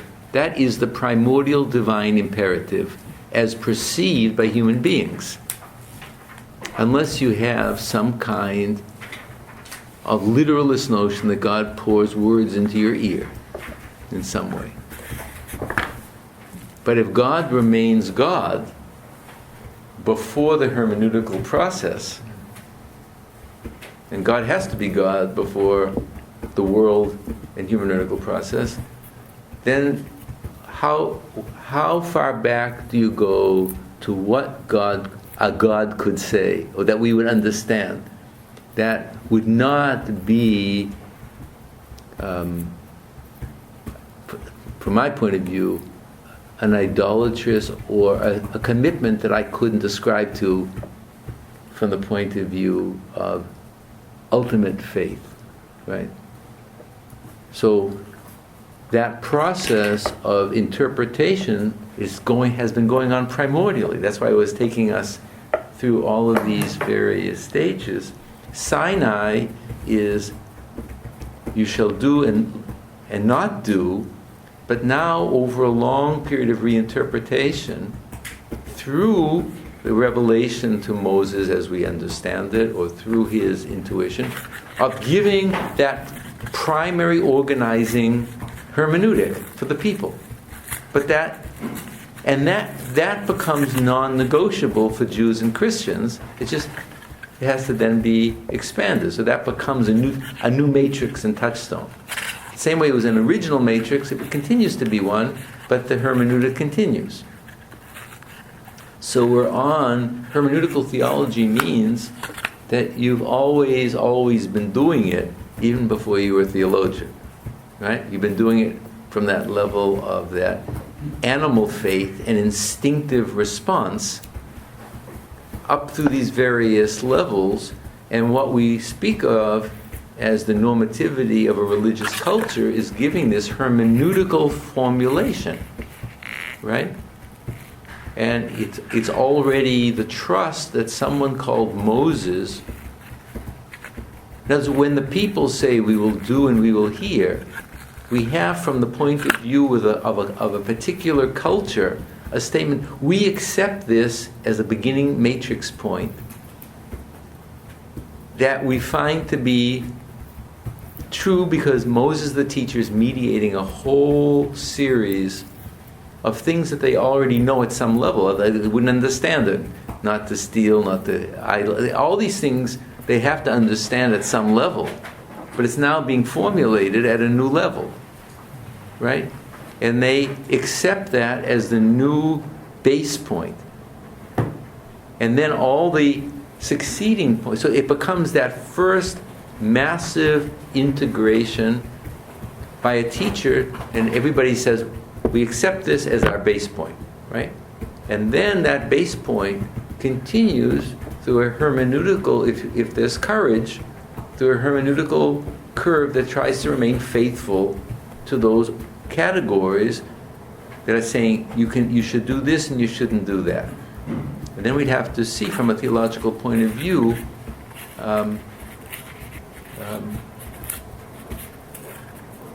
how far you go. And I'll just say one more thing, and then I want to open up for some discussion of questions that you'd have. I think that from this point of view, if there are three issues that emerge from the Ten Commandments, so-called, that are related to this intuition that we're talking about, that we'd want to build on from a general theological point of view, it's three, right? One, the God that's speaking, the norms, took you out of the land of Egypt. Means that you're not enslaved to natural process, but there's a freedom that's now being given of a theological responsibility. Right? Right? From the house of bondage. Right? So the first commandment is the radical fact of human spiritual freedom and not being enslaved to other gods. Right? That you would make or that you would... Right? So there's a whole new radical freedom that is implied by that, right? The section that, whether these are two commandments or is part of the same commandment, you have no other gods before me, means that the freedom from the enslavement of mind and nature has a theological task, right? Not to turn anything else in place of that spiritual freedom that is that moment of liberation. Okay? So that's putting in a mosaic language of what the ultimate motivation is. Right? And if there's any overarching second commandment, it's the commandment of not to transgress limits. Right? In other words, there's the givenness of the divine world and the commandment not to transgress limits. Those are related to the two primary do and do not do. Okay? Not to transgress limits means, right, the property of a person, the body of a person, the nature of the world, or limits of what we might call theological piety. In other words, some kind of hubris to take a name in vain, is to just speak frivolously. It's the beginning of the religious task to create a community that's theologically responsible and that is built through limit. Now that limit can take place through other kind of language too. One kind of limit would be to respect parents. Right? There's a limit of understanding of natural generativity, right? And then there's also a limit of understanding that the world is not your world, so that might be the Sabbath, right? But I think if there are two, if we're talking about even within the you shall do and you shall not do, if there is a deeper structure that's a cultural hermeneutic of do and not do, it emerges from these primary plus minus things that we saw from the very, very beginning, which is to say, what you shall do is to turn the world into a divine world. That's the radical monotheistic world, and not a world that has minor divine powers, and understand human limit.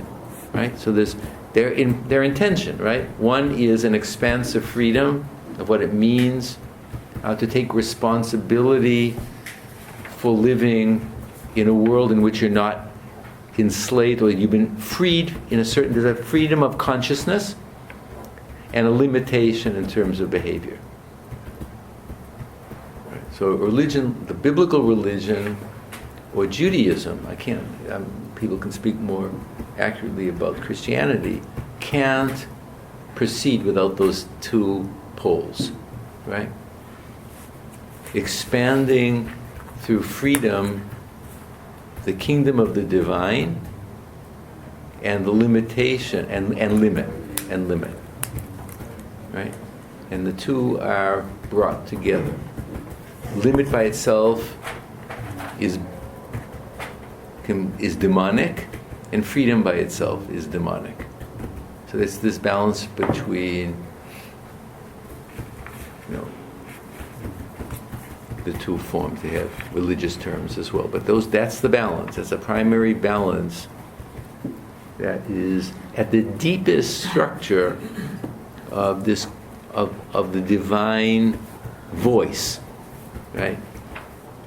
At least from the point of view that I'm saying. So we have a half hour. Let's stop now. And maybe we'll still get Logan to read his thing over. But I wanted to at least have you respond to what I'm saying, and also whether there are any terms in that opening first part of Sacred Attunement that need clarity. So let's first, and then Steve. Do you want to know about the book, or just... No, wherever you want to come in. I have three questions. I think they are more or less in sequence with your presentation. The one is about the way you started with this kind of terminology of the very basic experience of the world.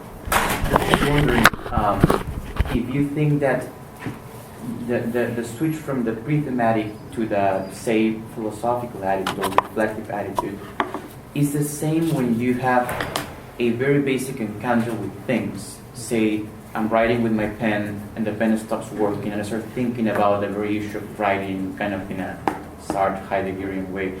And in that kind of switching from the pre-thematic to a question about things is in a continuity or progression to those other moments or events that are more like disruptive, like radical situations that also make me switch from the pre-thematic to the reflective attitude. But I just wonder... You're absolutely right, and I want to come back to this. I think one of the insights, or at least the maturation from the initial writing of Sacred Attunement to where I would want to go is, I think I spoke of rupture in two radical terms in Sacred Attunement. Not that I would take anything away from those, but I would want to begin to say that almost any encounter with another person or thing, or not just when the pen stops working, but every one of these moments should then create that pause, if not a rupture. So I want to come back to this. I think I've learned to thematize it better. Whether it's still the same, it's not quite the same thing, but it's not as absolute and radical.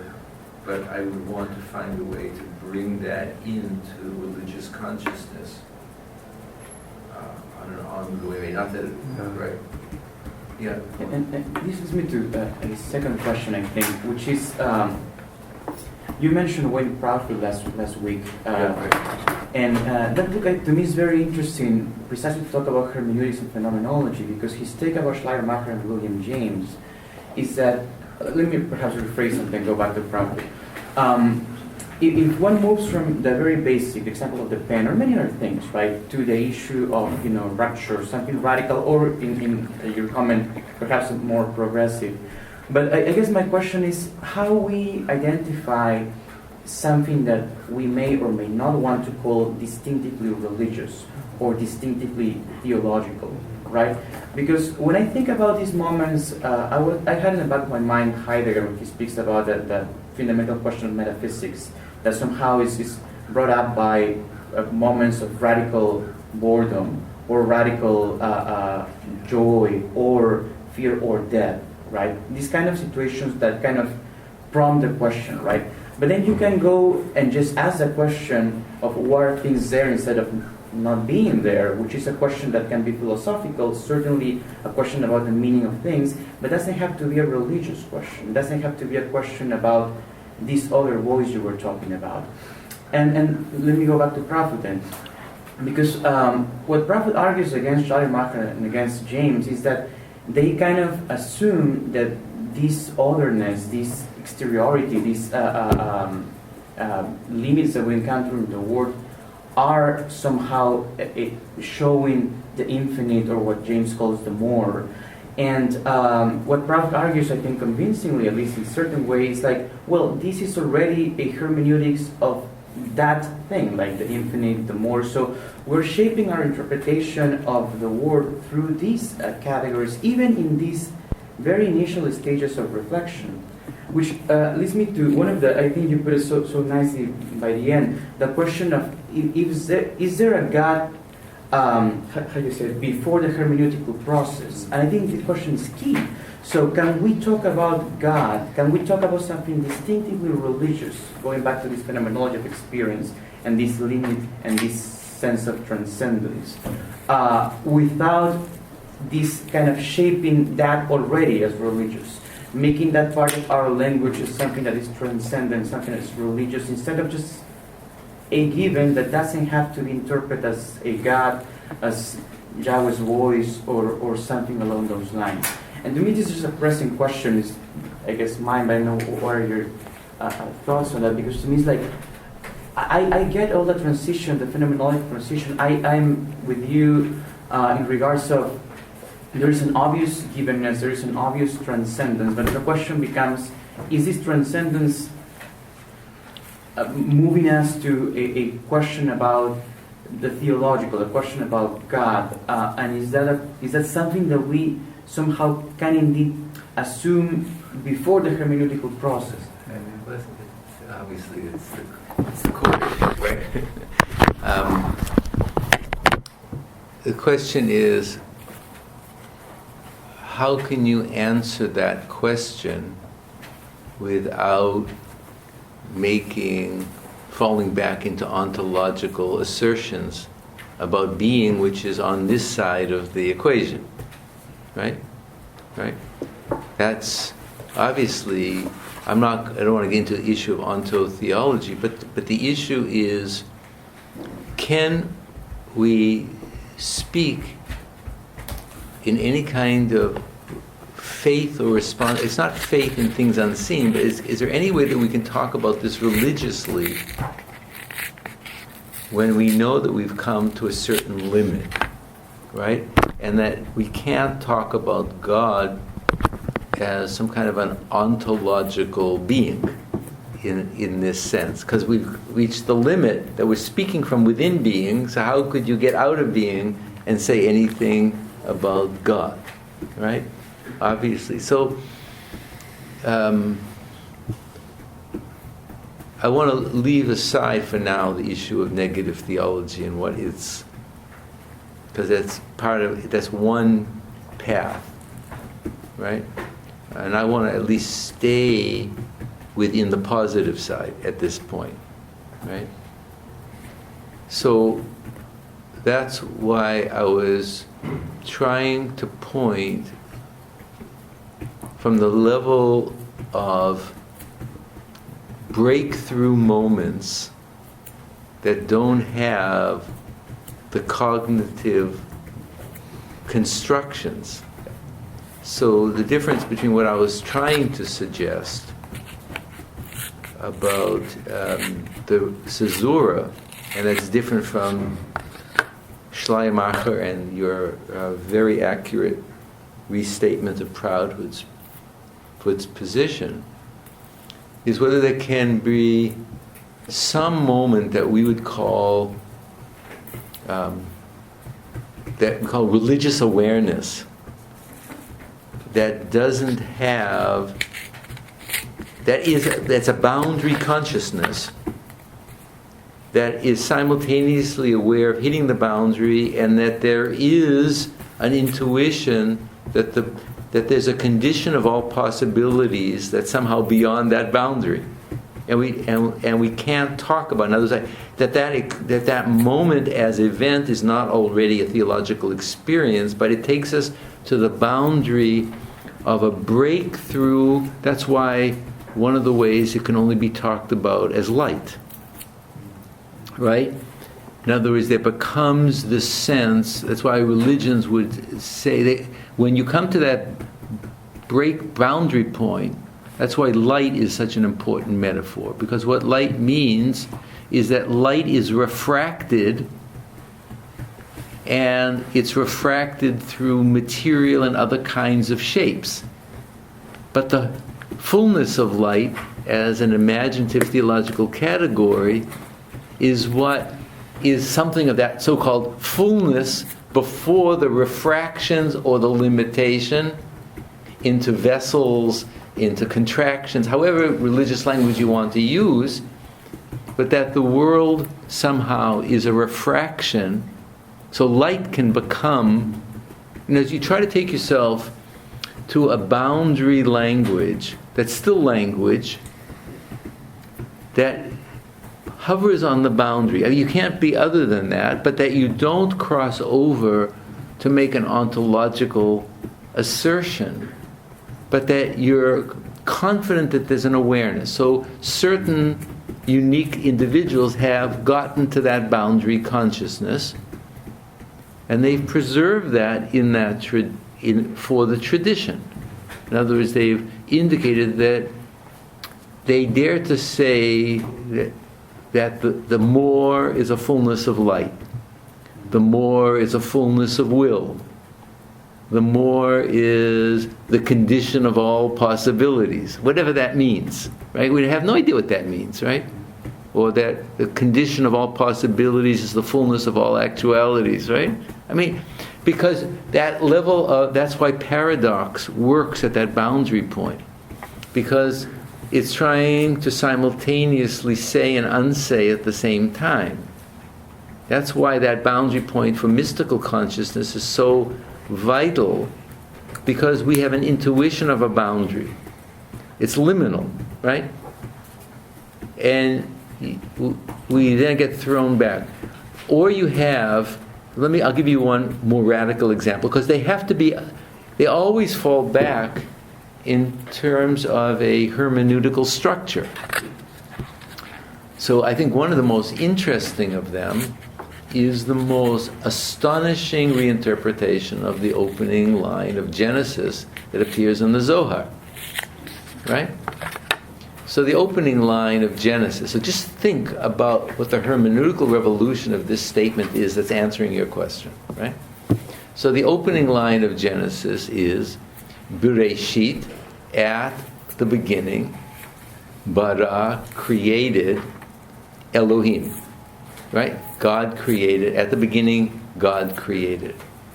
Now, just think about what is the spiritual consciousness that interpreted that to say the following.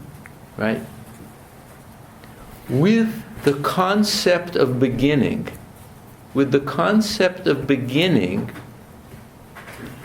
X created Elohim,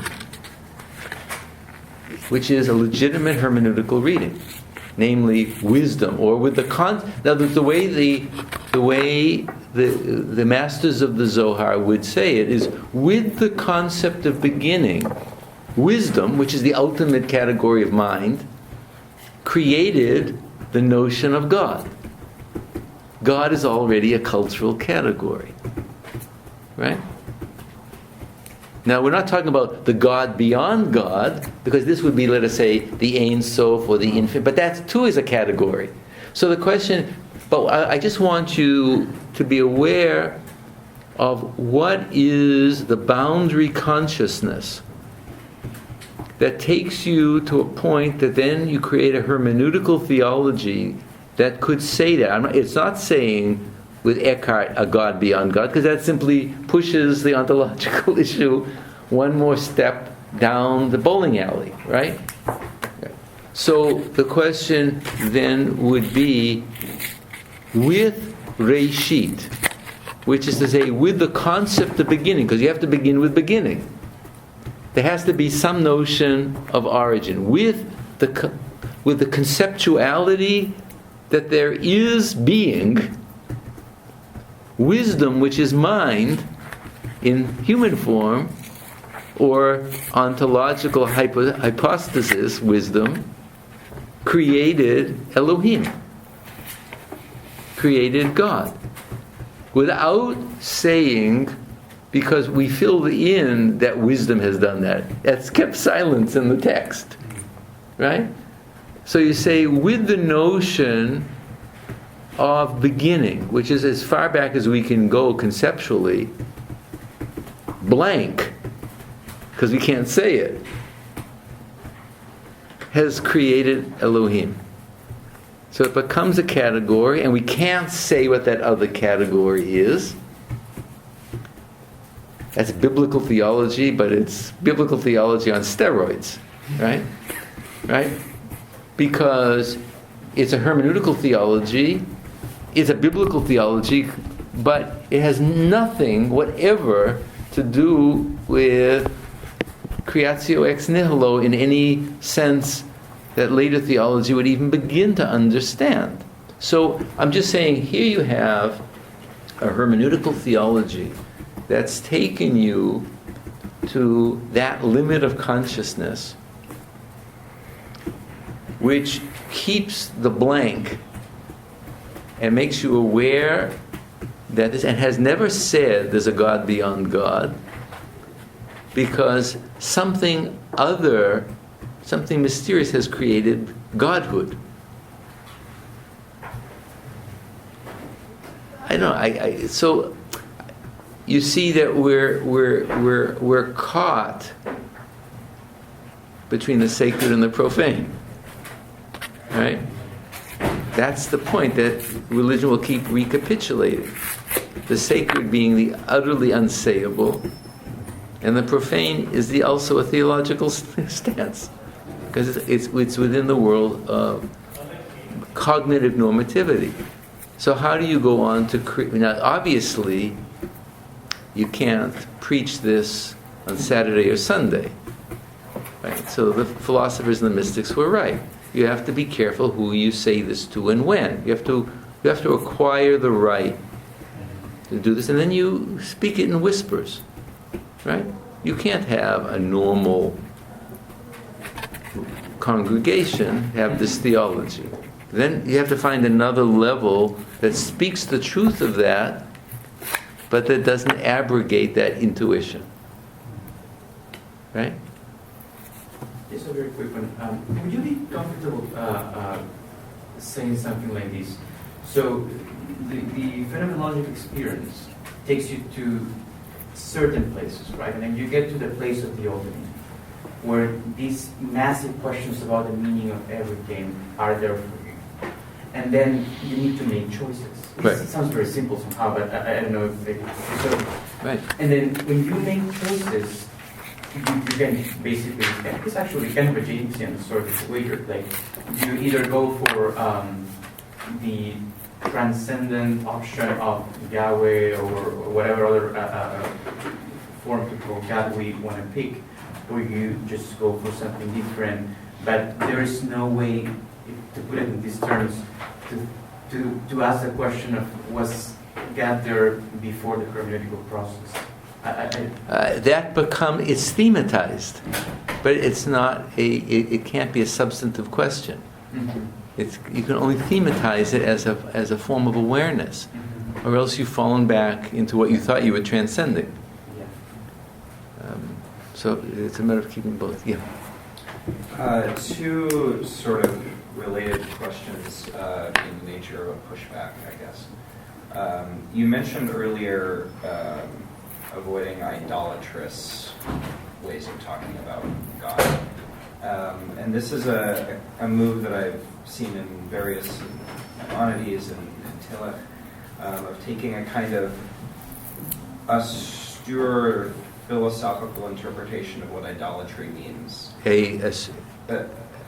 Austere? No, what do you mean by it? Like idolatry as attributing treating things as ultimate, which are not ultimate. Or, what is the word they use? Austere, like the way you might describe a room that was very Austere. Yes. Okay. Excuse me. Oh no. Yeah, I'm speaking American English. Okay. But it seems to me that I don't know. It's a biblical command to avoid idolatry. And it seems to me that something has gone not wrong necessarily, but very strangely when this inner biblical category is used to sort of undermine some of the most basic theological grammar that the tradition presents. What's undermined by what I said? Like that God is someone who presents concrete demands to particular groups or individuals. Okay, so you take your stand that God, there has to be a type of human content to the divine voice. Something like that, yeah. Okay, More you're not alone with that, okay? Yeah, the sort Fine. of neo-orthodox kind of... Okay. I think I want to come back to that. I don't want to avoid that. I can't. Okay?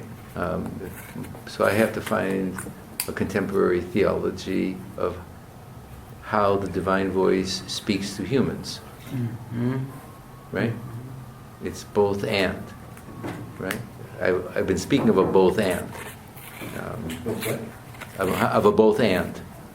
Right? So I obviously you're speaking from your point of view, but it's a very traditional point of view that if God didn't make concrete statement, then but that is on the assumption that it's all God and not human. As if it was any human component in that, it wouldn't have a divine component. I wouldn't be willing to put it in terms that strong. Okay. The But I think that's a point that we have to come back to that. That is a very traditional pushback.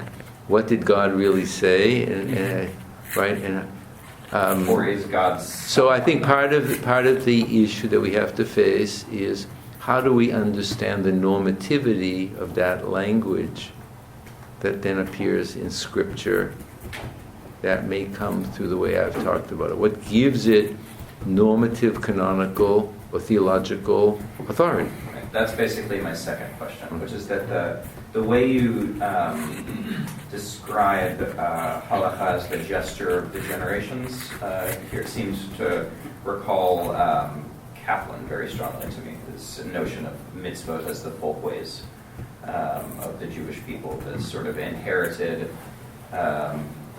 But for me, it's response to the divine imperative. It's not just sociological things.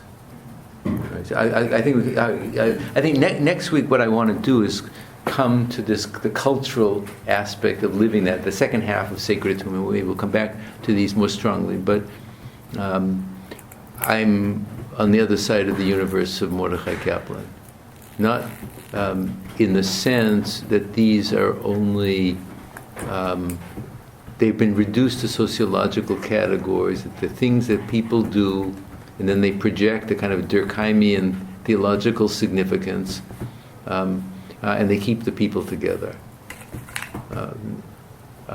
When I speak about the gesture of the generations, it's more that it's through people's embodied response to God through mind and body that is passed on, that people continue some forms of authenticity that have been reflected through gesture, through living mental response, that's also a gesture, and things like that. So it's a very concrete notion of ongoing embodiment that's being passed on. That, for example, how do the generations activate and live out the abstract commandments as bodily gestures? That's a fundamental question of rabbinic interpretation. Otherwise, they're just words. How do they become normative gestures? Right? How do you turn those statements in the book of Exodus, or Leviticus, Deuteronomy, into action? It's just words, right? So that becomes part of the gesture of the generations. If you watch your elders do it, or you watch people teach you how to do it, or they explain it, how would you know how to do that, right? So I think we have to talk about, that's part of what I mean by that, is turning the written text into an active life. I'm wondering, when you talk about the gesture of the generations, is it in the same sense that symbolism and myth in literature are given life through Scripture, in the same sense? I mean, though reading the same sources, working through this in very similar ways. That's part of what I want to come to when we talk about the different levels of Pardes, of the different levels. There are some levels where it is symbolic, and there are other levels where it's not symbolic. But it goes beyond. But I want to have it always. Right, but it goes beyond symbol. And I think if you would push Ricoeur a little bit further, he will reach that, because he situates in a very particular. I think that the question that I would want you to remind me about next time is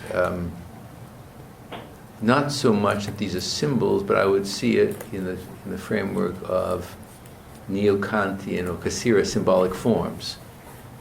These become forms of expressibility of how to actualize certain types of limit or expansion for the sake of living out the covenant. Each one is a symbolic form of a certain kind of expression, of giving expression to doing this in this way as the fullest elaboration of living a covenantal life, which then has to be qualified or expanded in all the time, right? But that raises the fear of a slippery slope, the same way they need to say, well, God said this, so that... but I think what we can't forget, and I want to come back to as a separate topic, you can't... the medievals understood it quite well, Sadhya Gaon. You can't forget the authority of the sacred community. Okay?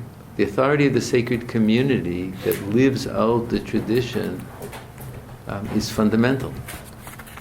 And you make commitments to the authority of specific sacred communities and their way of practice. So that's part of the normativity. But there, there's obviously divine normativity to it. I'm not dodging that. But don't ever forget, from the very first moment, the people say, we shall do and we shall hear. There's a spiritual normativity of the people that transforms words that didn't have to have any theological significance into words that have theological significance. Right? Or the very fact that in the book of Isaiah it says, "You are my witnesses," says the Lord. And the Midrash in Sifrei and Deuteronomy says, "If you're not my witnesses, I'm not the Lord." Now, if I don't have people who embody or respond to that, you can't talk about God. How could you even talk God language if you don't have people who are embodying this in a community? So again, the weight is on the hermeneutical responsibility of the community to witness or to enact, and that which is a form of witnessing. Right? It doesn't mean that every piece of that is true or at the same level.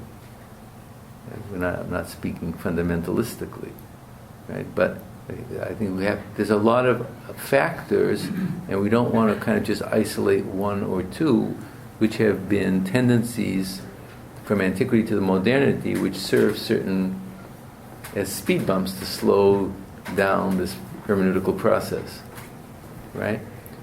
But I think we're trying to construct what is workable, what would be workable for a modern Jew, and what would be workable for a modern Christian who's faced with similar but not the same kinds of issues, right? For whom there is some larger notion of what logos would mean, right? So I want to hear what people to come in on those issues, but it's not. So part of what I'm speaking for is I'm only responsible for what I'm speaking for. I'm not speaking in any kind of traditional form that could be endorsed by any rabbinic authority. That's not my interest or concern. Right? So the issue from that point of view is, can I speak this way and stay within a creative expansion of the tradition? Right? So some people would say the other side of what you're not saying. You talk this way, you're out of the game. Right? Okay. I'm out of your game, and I won't get Mafter Yonah. It's fine. I can live with that. Yeah. Two things. Number one, you have made a big point in sacred attunement of we do and we hear. Yeah. This strikes me the order's reversed. Why don't we hear and then we do? Okay, so that's a famous, what's called in the Greek, the hysteron proteron, that the second comes first, right? So the tradition has understood that, let's say, at the present time, let's just say, traditions understand that in two ways. We'll do until we understand, right? In other words, that's a faith commitment. The faith commitment is we'll do until we understand. That's what you tell a child. And then the other side, which is the more Rosenzweigian perspective, that you only know by doing. So in the doing, there is understanding. Because it's not simply an abstract conceptual issue. The very doing is a form of knowing of what it means.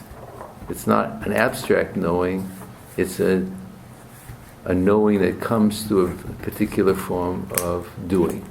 So maybe that is a good point for us to stop. I want to get some responses next week. I think I do want to begin with Logan's, I think, because he had a very brief but very pointed issue about issues of hearing and issues comparing that with Gadamer. I want us to kind of think through the fourfold method of interpretation, where you might have queries and questions of what I was trying to do there. Sacred Attunement, because what we want to do in a few more weeks is quite different, right? So the question is, how does this theology become livable and sustainable insofar as it's spoken about in Sacred Attunement? And then certain other aspects in the last part where brings it into kind of study or community, kind of smaller topics, but continue that same consciousness, not through study, but through other kinds of modalities. And the reason I chose study as fundamental, but it also gets to the level of observance, is because those are the fundamental Jewish ways of staying in contact with God, through study and interpretation and through practice, right?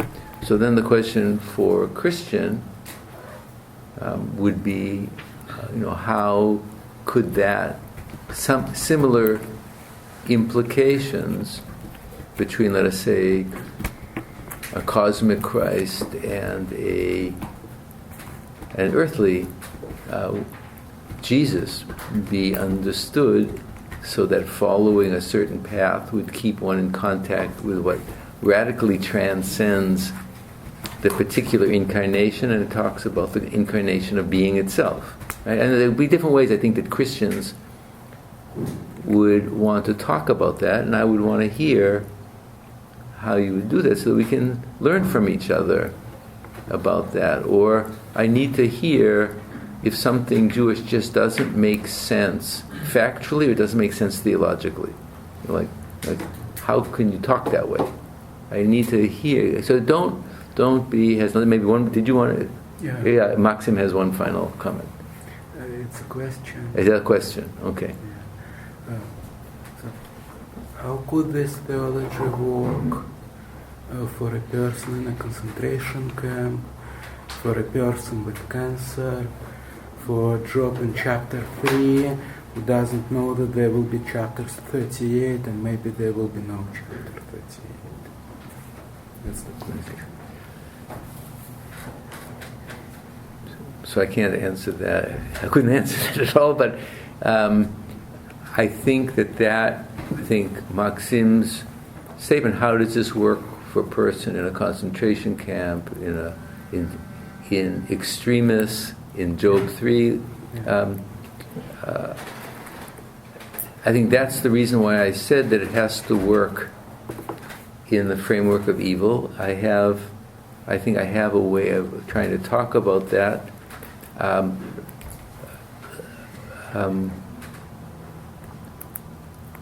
let me try to address it more fully next time. But I would simply have to say, I don't know how I would respond. I have had this question since 2008. All right, so I don't know how I'd respond. I would hope. This is the only way I could answer at this point. I would hope that my theological study would not allow me to be an animal. That's all I can say.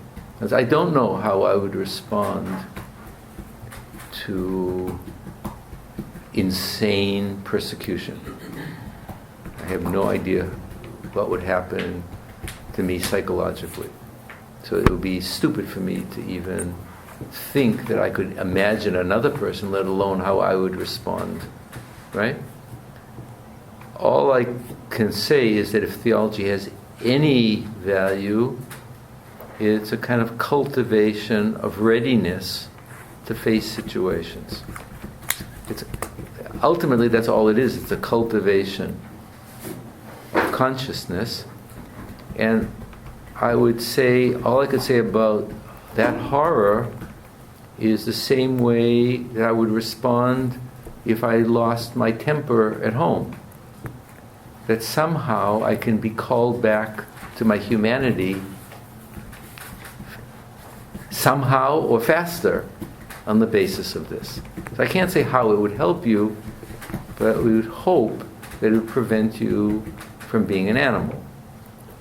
Or if you begin to move in that direction, you can try to correct and then discuss think about what value is. So I think that I don't think I could have any other response, but it's the cultivation for me to deal with all kinds of circumstances that might compromise or that put my self-preservation in an absolute risk. Certain piety could simply become martyrs in a very awesome manner, right? But your question is, how could a person deal with that? And I can only say that it's a cultivation of a spiritual depth that if, God forbid, anybody was in a compromised situation, that they could somehow retrieve better values than worse values. More than that, what can we say? We're all in the same mud. All right. See you guys.